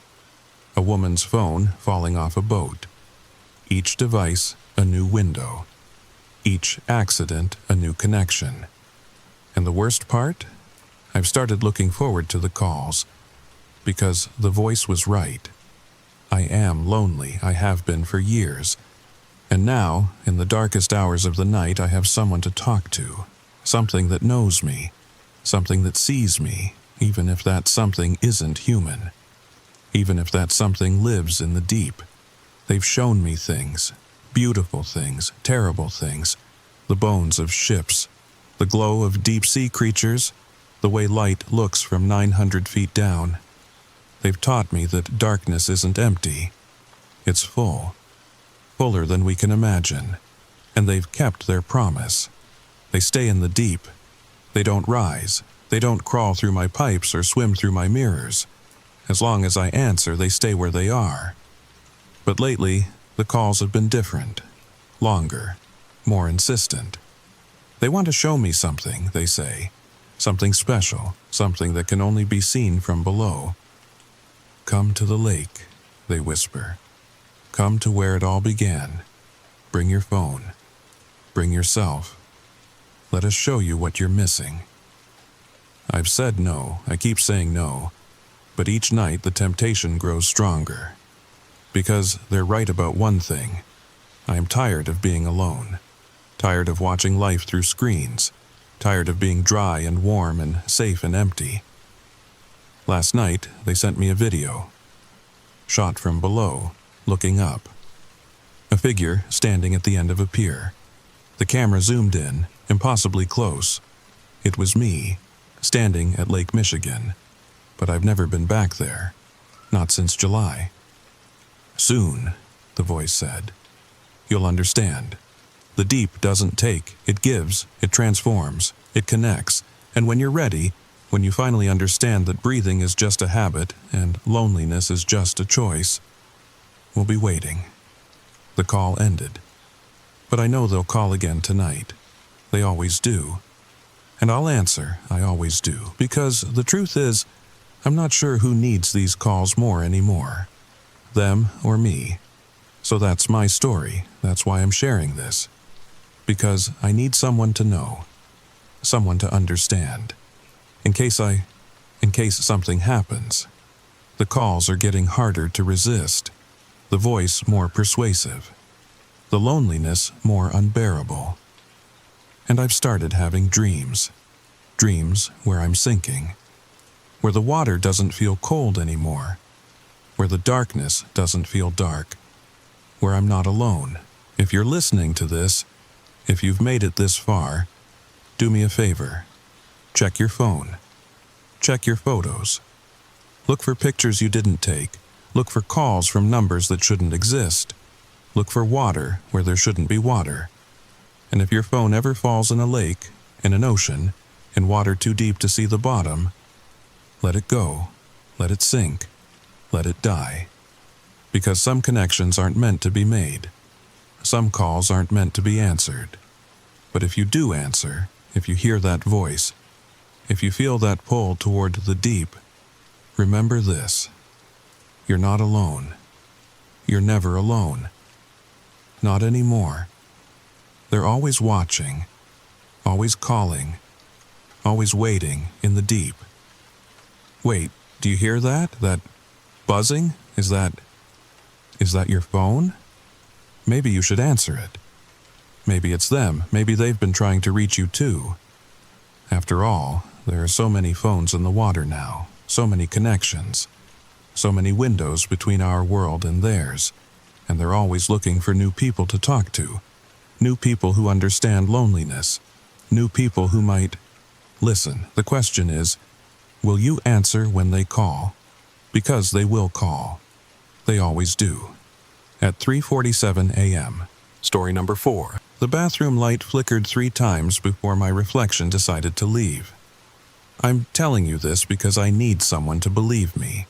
Because if you're listening to this right now, checking your phone in bed, maybe glancing at that mirror across your room, you need to know what I learned that night in my Seattle apartment. You need to understand why I covered every reflective surface in my home, and why you might want to do the same. But I'm getting ahead of myself. Let me tell you what really happened, and why I can never look at mirrors the same way again. The story begins now. Part 1. My name is Marcus Chen, and until 3 weeks ago, I was just another software developer working from my 1-bedroom apartment in Capitol Hill. Nothing special about me. Average height, average build, the kind of face that people forget 5 minutes after meeting me. The only thing remotely interesting about my life was my collection of vintage cameras. Old film cameras I'd pick up at estate sales and flea markets around Pike Place. It was a Tuesday night, October 15th to be exact. I remember because I'd just submitted a major project at work and decided to celebrate with takeout from my favorite Thai place on Broadway. The delivery guy had just left, and I was washing my hands in the bathroom before digging into my pad thai. That's when it happened. The overhead light, one of those harsh LED bulbs my landlord had installed, started flickering. Not unusual for this old building. The wiring was probably installed when Kennedy was president. But this time the flicker had a pattern. 3 quick flashes, then darkness, then 3 more. I reached for the light switch, annoyed. My food was getting cold, but as my hand touched the switch, I caught something in my peripheral vision. Movement in the mirror. Now, I know what you're thinking. Of course, there was movement. I was moving, but this was different. Because when I froze, hand still on the switch, my reflection didn't. It kept moving, just slightly, a small turn of the head, like it was trying to see something behind me, something I couldn't see. My heart started hammering. I told myself it was just tired eyes, too many hours staring at code, too much caffeine. But I couldn't look away. I watched my reflection, really watched it, and noticed something else. It was smiling. I wasn't smiling. My mouth was hanging open in shock. But there, in the mirror, my reflection wore this small, knowing smile, like it was in on a joke I didn't understand. "What the?" I whispered. And my reflection, it tilted its head, not mimicking me, moving on its own. The smile grew wider. I stumbled backward, nearly tripping over the bath mat.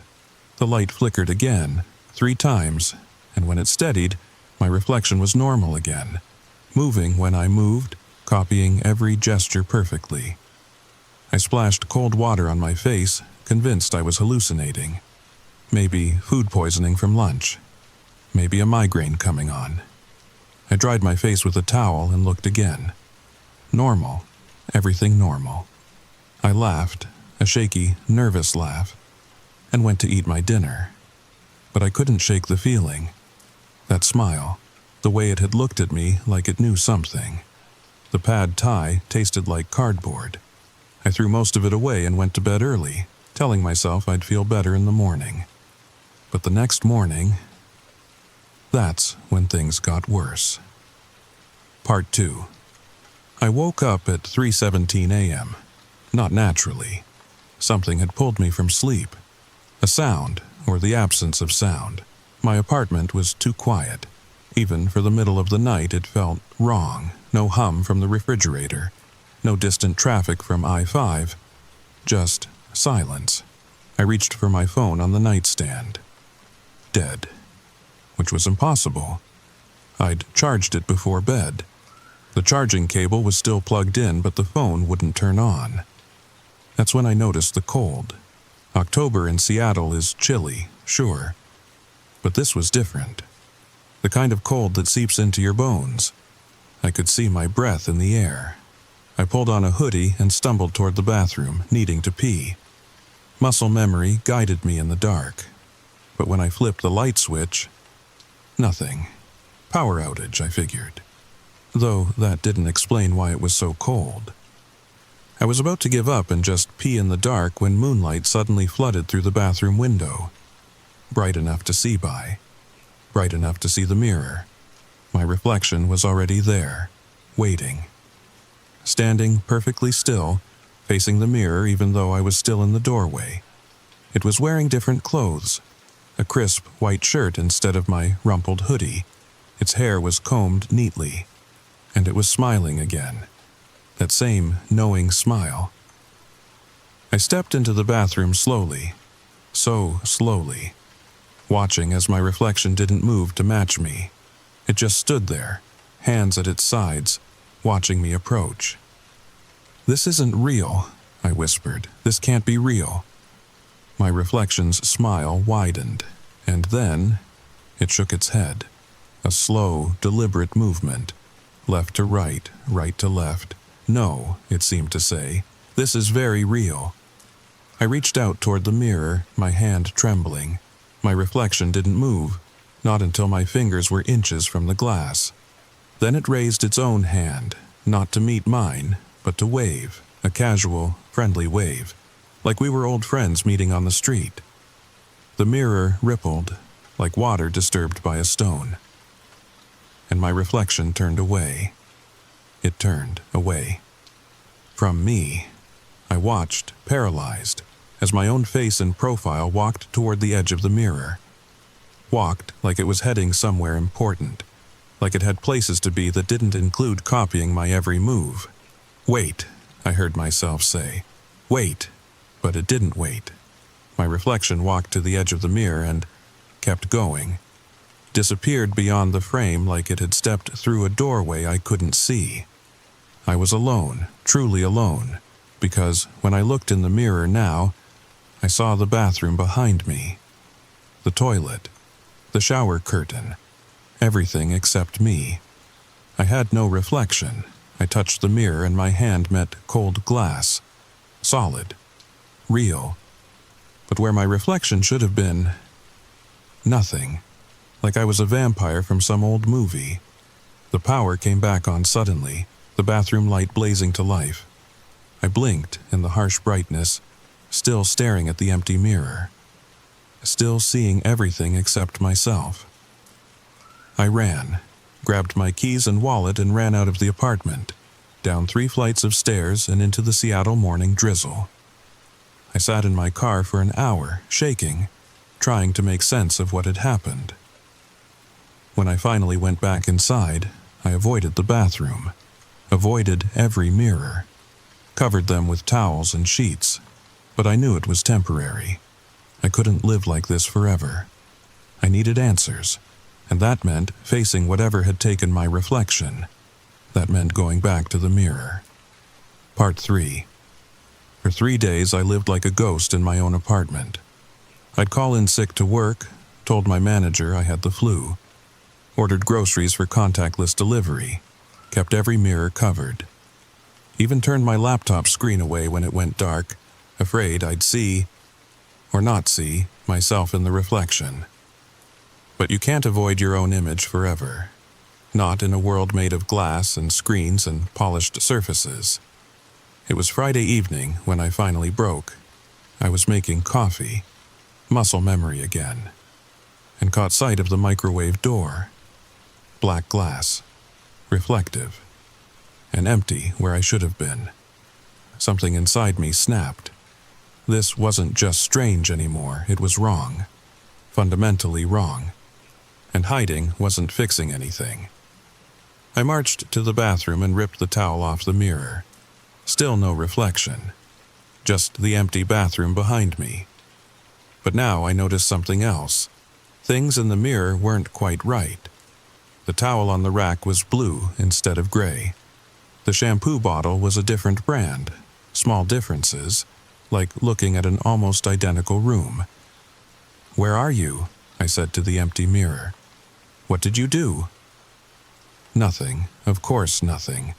But I kept staring, studying those small differences. That's when I noticed the piece of paper on the counter. In the mirror, there was a folded piece of paper that wasn't there in my real bathroom. I looked down. No paper. Looked up at the mirror. Paper. My hands were shaking as I reached toward where the paper should be. My fingers met empty air, but in the mirror I saw the paper move, like an invisible hand had touched it. I jerked back, then tried again. This time, I felt something. Not paper, more like resistance, like pushing through thick air. I pressed harder, and my hand started to feel cold. That same bone-deep cold from the night my reflection left. The mirror rippled again, and my hand, my actual hand, pushed through. It didn't break the glass.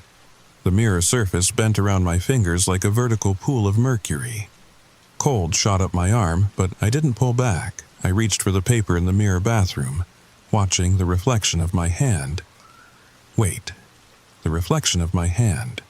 I could see my hand in the mirror, just my hand, disconnected from any body, floating there like a prop from a horror movie.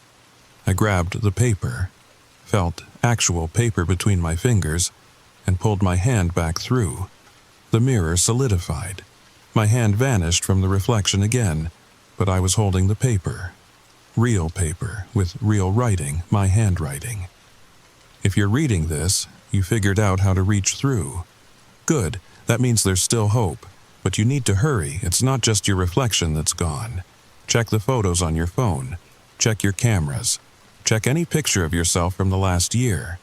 We're disappearing, Marcus, all of us.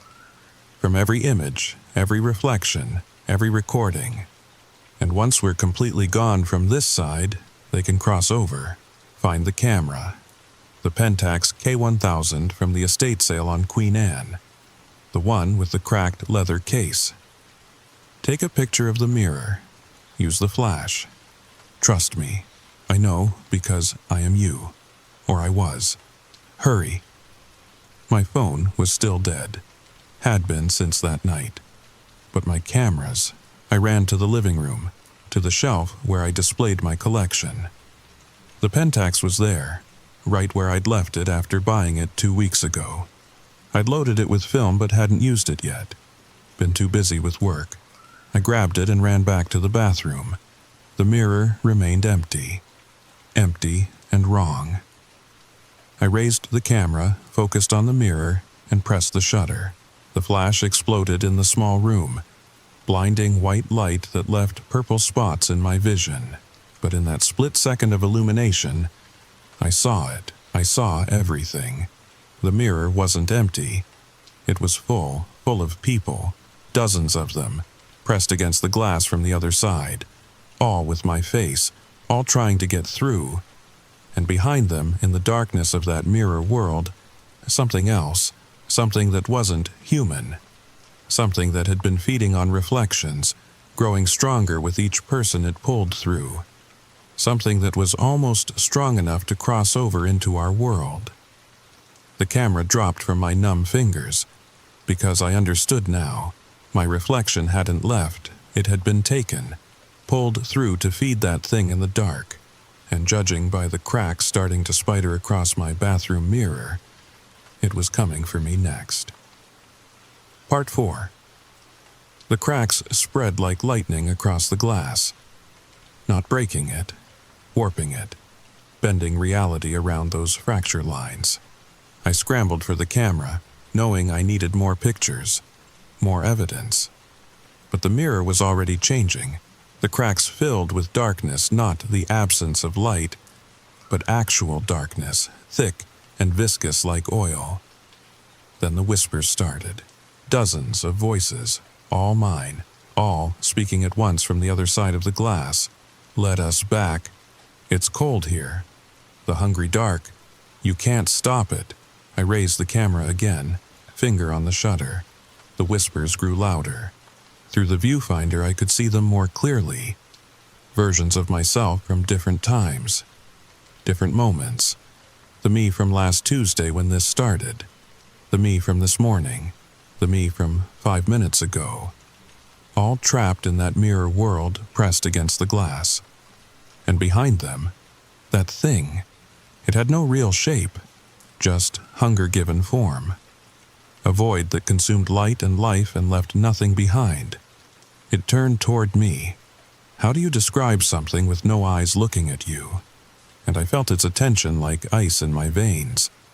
The mirror bulged outward, glass stretching like rubber.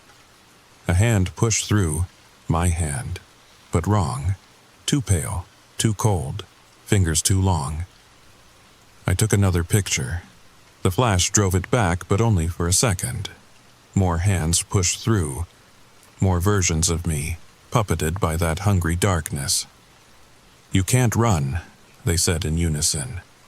Everywhere has reflections. Every surface, every screen, every drop of water. We're already here. The camera had 4 shots left, 4 chances. I backed toward the door, but movement in my peripheral vision stopped me. The shower door, glass, reflective, and something was moving inside it. They were right. Every reflective surface was a doorway, and they were coming through all of them. My laptop in the living room started up on its own. The black screen flickered to life, showing my face, but not my face. My reflection's face, smiling that terrible smile. Just let go, it said through the speakers. It's easier. No more loneliness. No more fear. Just nothing. The TV turned on. My face again. The microwave door started rattling.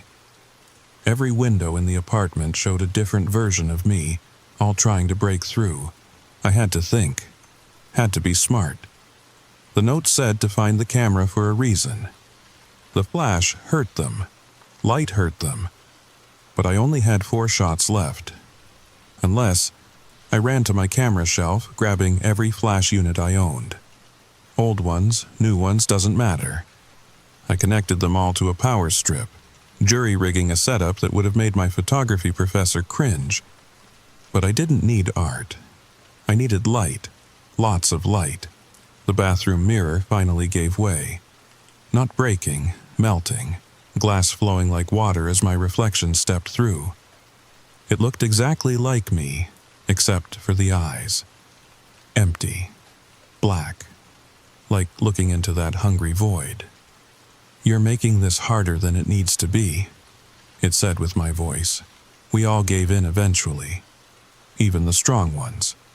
Even the ones who fought. "What does it want?" I asked, backing away, finger on the camera trigger. My reflection tilted its head. To be. To exist here instead of there. It's been trapped in the space between reflections for so long, feeding on images, on light, on life. But now it's strong enough, thanks to us. More versions of me stepped through mirrors and screens around the apartment, surrounding me, all with those empty black eyes. Every person it takes makes it stronger, my reflection continued. Every reflection consumed brings it closer to crossing over. And you're the last piece it needs. The original, the source. Once it has you, it can take your place, live your life, and spread. Spread every person you meet, every surface you pass. It'll take their reflections, too. Spread through the city, the world, until everyone is just an empty image, and it owns all the originals. I thought about everyone I knew. My sister in Portland, my parents in California, my friends, my coworkers, everyone I'd ever taken a photo with. "No," I said, and I triggered the camera. The flash wasn't just from the camera this time. Every unit I'd connected fired at once. The room exploded with light. Brilliant, burning white light that filled every corner. My reflection screamed. All of them screamed. A sound like glass breaking in reverse. The light faded. I blinked away the spots in my vision. The mirrors were mirrors again. Empty.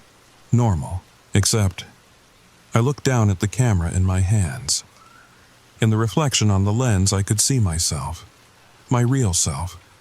But behind me, in that tiny, curved reflection, I could also see it. The hungry darkness. Waiting. "You can't stop it," my reflection said. Not from the mirrors this time. From inside my own head.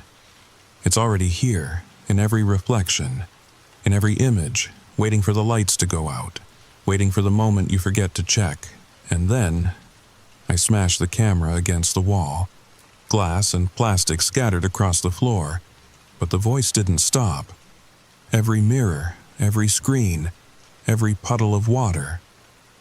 "We're waiting, Marcus. And one day you'll slip, you'll forget, you'll look without thinking, and we'll be ready." I ran out of the apartment, down to my car, drove without thinking, just needing to get away. But every surface showed me the truth.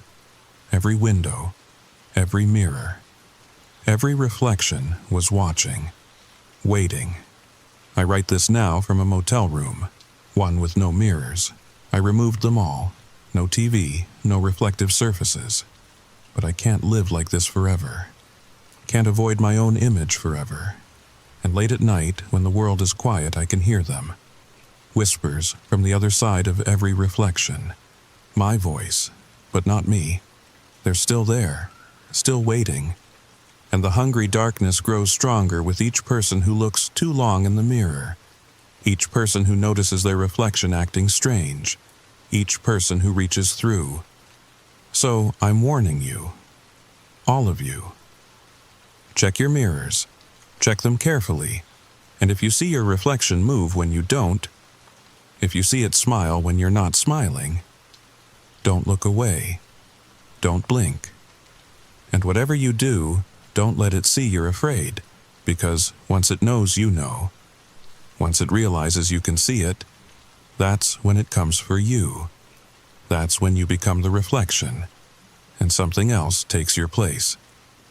I have to go now. The bathroom faucet is dripping.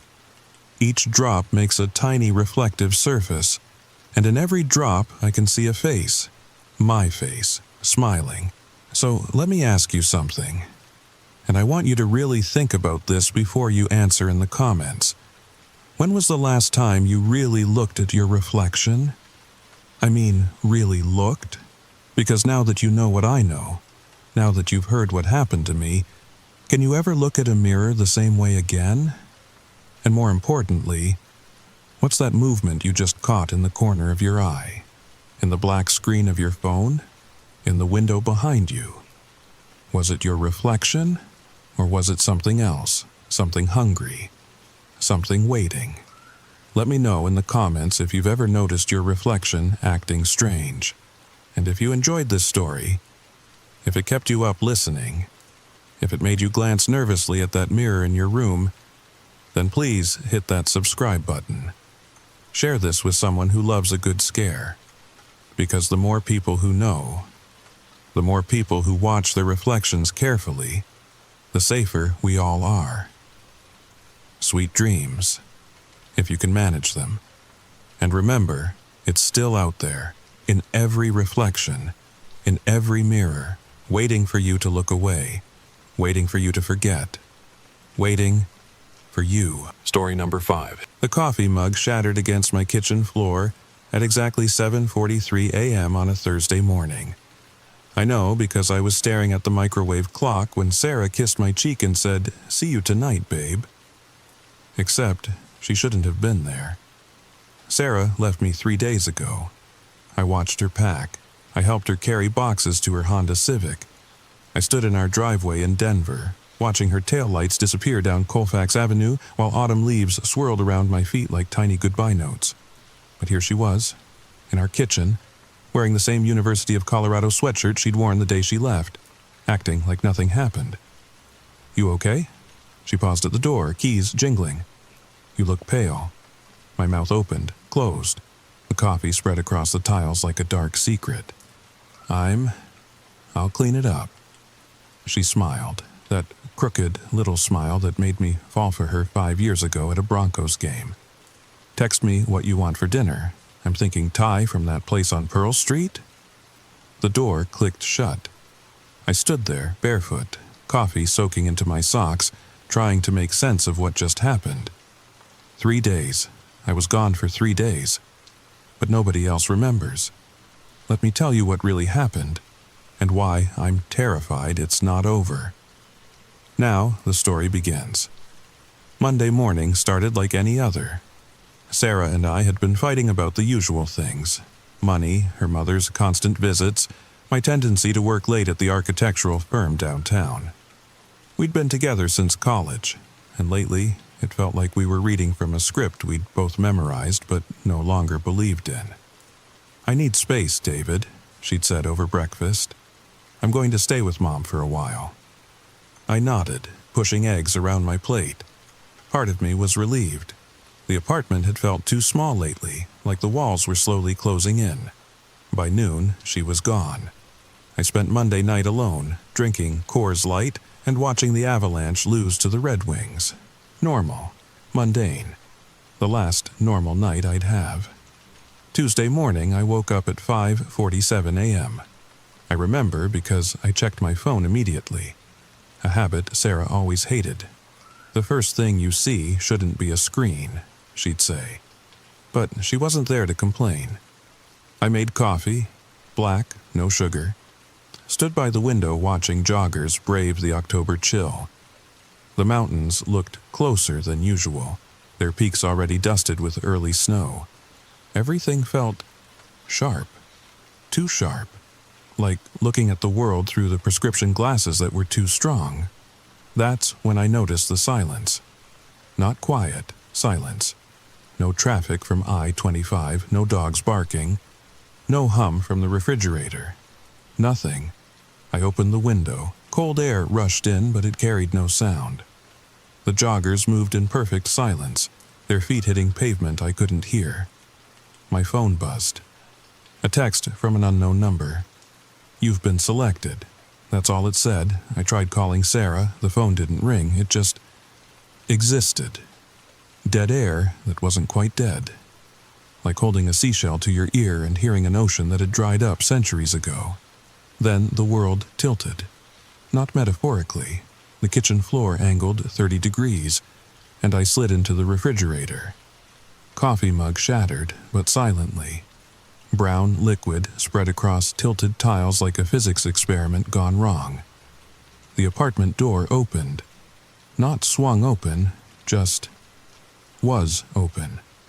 Where there should have been a hallway, there was nothing. Not darkness. Nothing.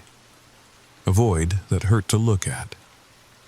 Something in my brain, some primitive part that remembered when we were prey, screamed at me to run. But where? The windows showed the same nothing. The walls began to fade like watercolors in rain. I stepped through the door. I want to describe where I went, but words feel like trying to paint with smoke. It wasn't dark or light. It wasn't hot or cold. It simply wasn't. Except for the paths. Imagine veins. Now imagine being inside them, walking through corridors made of something that wasn't quite flesh, but wasn't quite anything else. The walls pulsed with a rhythm that might have been a heartbeat or might have been time itself breathing.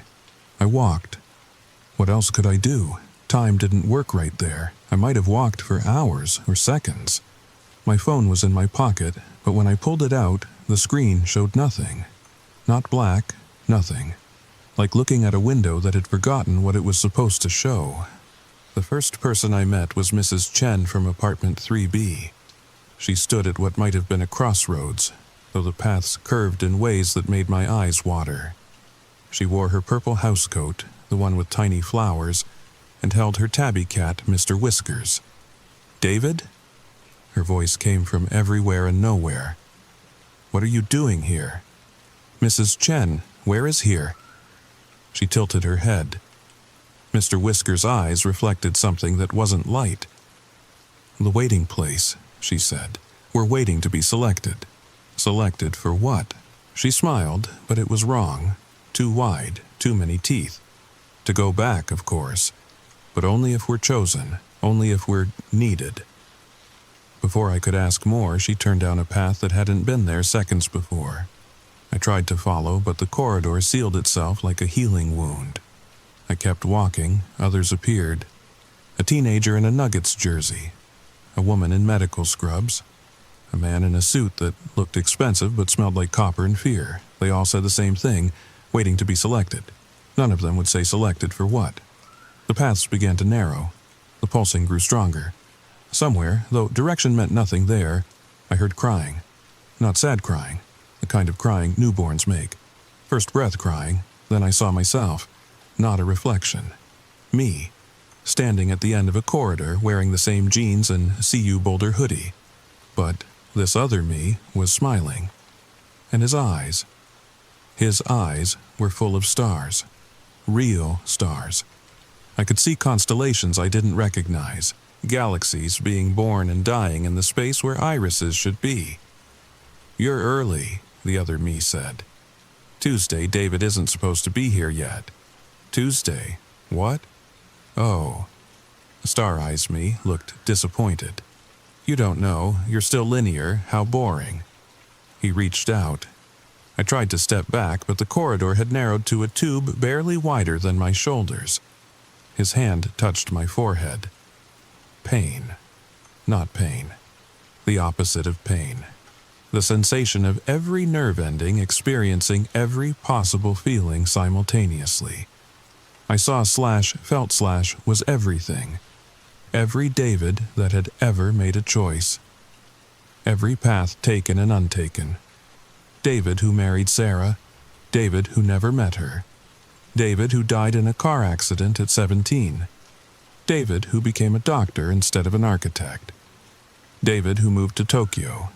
David who never left Missouri. All of them, all of me, existing simultaneously in that place outside of place. The universe, Star Eyes Me whispered, needs to prune. Too many branches, too many possibilities. Some of us get selected to continue, the rest. He didn't finish. He didn't need to. How do I get selected? My voice sounded like a child's. You don't. He smiled wider. You already were, 3 days ago. Monday, David was chosen. Tuesday, David, you're redundant. But I'm here. I'm real. Are you? The corridor contracted. I couldn't breathe. Everything was crushing, pressing, selecting.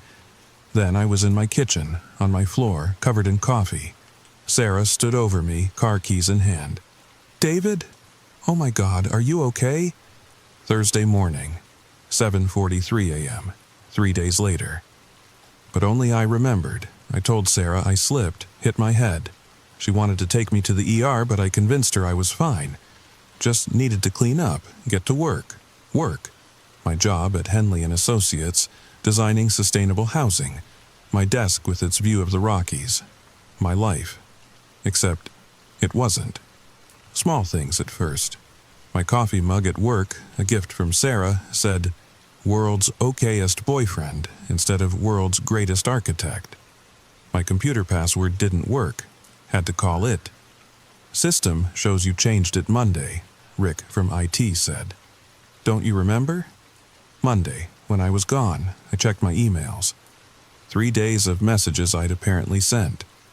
Project updates, meeting notes, a lunch reservation at that new sushi place on Larimer.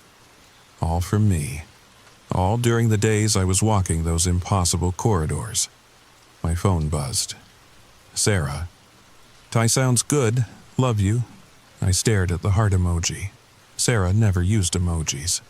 Said they were juvenile. If I can't express myself with words, what's the point? But there it was. Pink, pulsing, wrong. I drove home on autopilot, past familiar landmarks that felt like stage props. The Denver Art Museum looked too angular.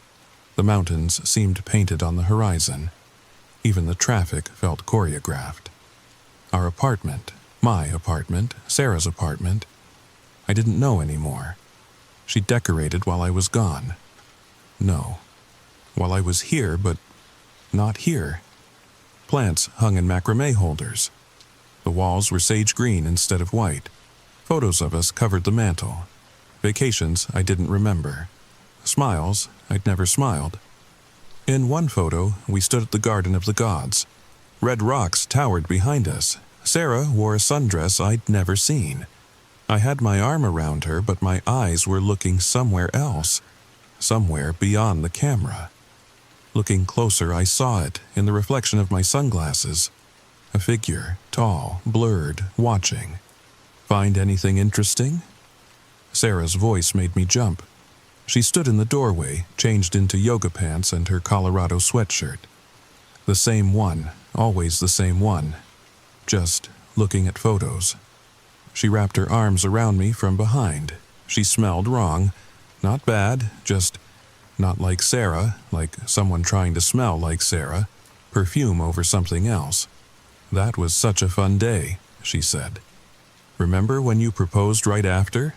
My blood froze. "Proposed?" She laughed, very funny. "Like you could forget." She held up her left hand. A ring caught the light. Diamond. Simple. Something I would have chosen. If I had chosen it. "Sarah." My voice cracked. "What day is it?" "Thursday, babe. You feeling okay?" "No. The date. What's the date?" She frowned. "October 19th. David, you're scaring me." October 19th, 3 days after I'd disappeared. She was right. The calendar was right.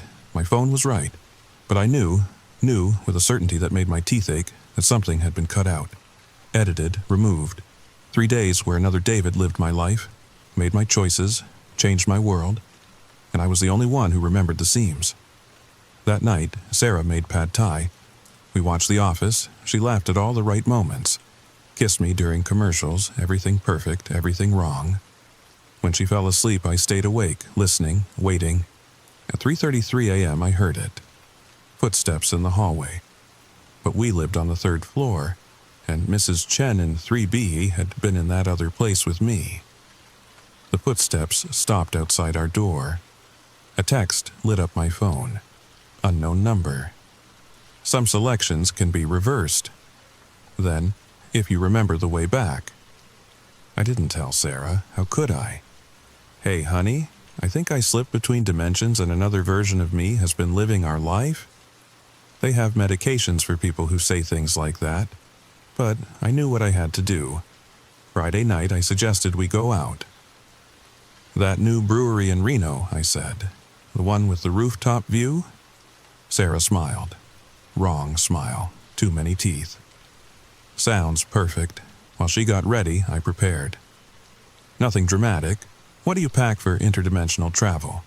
I took my phone, wallet, keys, a photo of the real Sarah and me folded in my pocket, the one where her smile was crooked and perfect and didn't have too many teeth. We took an Uber. I watched the city pass by, memorizing it, the way the lights reflected off the South Platte River, the contrast of old brick warehouses next to gleaming condos, the mountains, dark shapes against dark sky, real, all of it real. And maybe, if I was wrong, the last real things I'd see. The brewery was packed.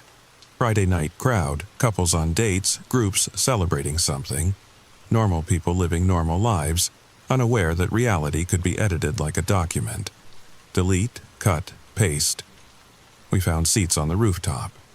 Denver spread below us, lights twinkling like ground-level stars. Sarah ordered an IPA. I got water. Not drinking? She tilted her head. That practiced gesture. Want to stay clear? She laughed. It sounded like breaking glass. Clear for what? I didn't answer. Instead, I watched, waited. The crowd moved around us, but patterns emerged. The same couple walked past our table 3 times. Same clothes, same conversation. The bartender dried the same glass over and over. They're getting sloppy, I said. Sarah's smile flickered. What? The simulation, the edit, whatever this is, Thursday morning was seamless. But now? Look around, Sarah. Really look. She turned. I saw the moment she saw it, the couple walking by again, 4th time. Same laugh at the same moment. David, you're not her. I pulled out the photo. This is Sarah, my Sarah. She left Monday. We were having problems. Real problems. Human problems. Not this perfect life you've painted over mine. Not. Sarah's face rippled. Like bad reception on an old TV. For a second, I saw something else underneath. Something that had never been human. You weren't supposed to remember. Its voice was Sarah's, but wasn't. Tuesday, David was marked for pruning. Redundant. Unnecessary. Monday, David's timeline was selected. Why? Because Monday, David didn't let Sarah leave. Monday, David proposed. Monday, David made the correct choice.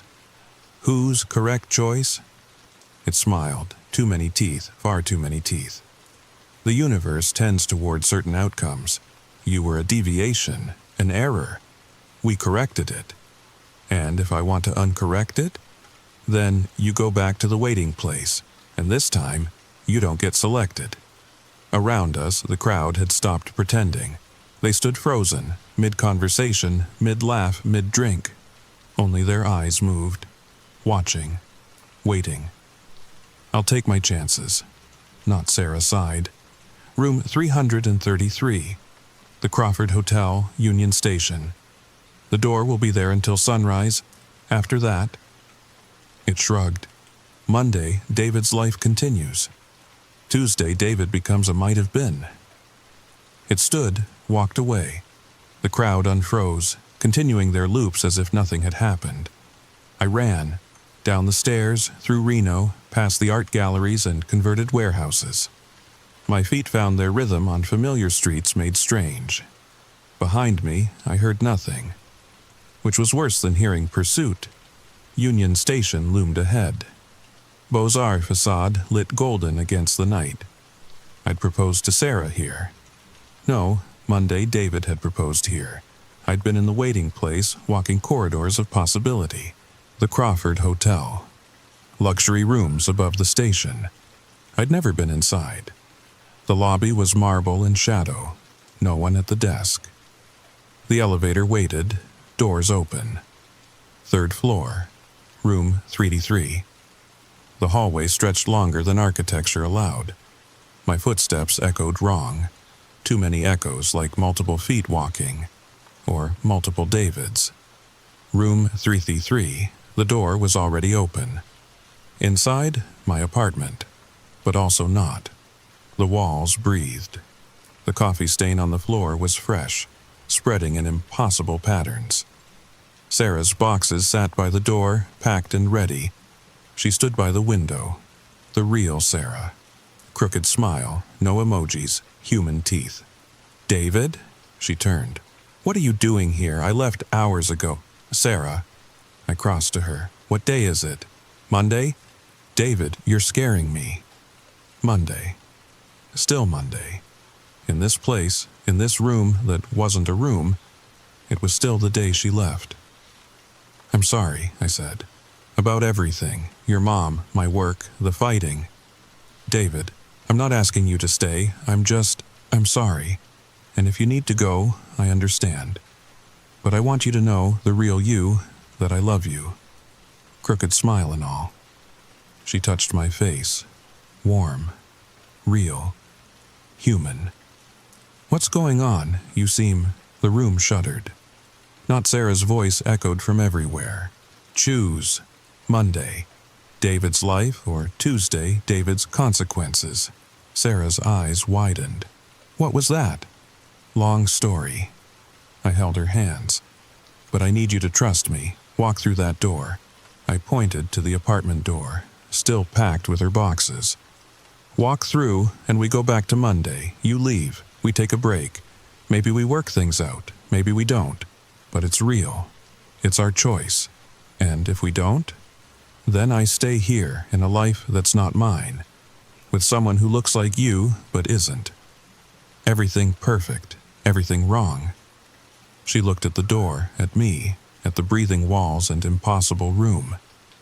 "This is insane. Yeah, like actually insane. I know." She laughed. That beautiful, imperfect laugh. "My mom always said you were weird. She's not wrong." Sarah picked up a box. Okay, let's be weird together. Or apart, or whatever. But let's be real." We walked to the door. Behind us, the knot room began to collapse. Walls folding inward. Reality editing itself again. "Together or apart," I said. "I choose us. The real us. Problems and all." She smiled, crooked, perfect. "Even if I need space? Especially then." We stepped through. The coffee mug shattered against my kitchen floor at exactly 8:17 a.m. on a Monday morning. I was alone. Sarah's boxes were gone, her key on the counter. My phone buzzed, a text from her. "Made it to Mom's. I'll call you in a few days. We should talk." I smiled. We should talk. Not, "I love you." Not perfect. Not wrong. Just human. I cleaned up the coffee. Went to work. Lived my Tuesday David life in my Tuesday David world. Sometimes, late at night, I check room 333 at the Crawford Hotel. It's always booked. The reservation name is always the same. D. Monday. Sometimes my phone gets texts from unknown numbers. "You chose incorrectly." The selection stands. Monday, David thrives. I delete them. Sarah and I are talking. Therapy. Working through our issues like adults in the real world. It's hard. It's messy. It's human. Last week she stayed over. We made dinner. Watched The Office. She fell asleep on the couch and I covered her with a blanket. Normal. Mundane. Real. But sometimes I catch her reflection looking somewhere else. Sometimes the coffee stain on the kitchen floor seems fresh. Sometimes I count the teeth in her smile. And sometimes, at 3:33 a.m., I hear footsteps in the hallway. And I remember, some selections can be reversed, but some doors, once opened, never quite close, if you remember the way back. And, God help me, I do. Wait, do you hear that? Those footsteps. They sound familiar. Tell me, what day is it where you are? And more importantly, which version of you is listening to this? Check the comments. See if others remember their missing days. Because if I'm right, I wasn't the only one selected, and I won't be the last.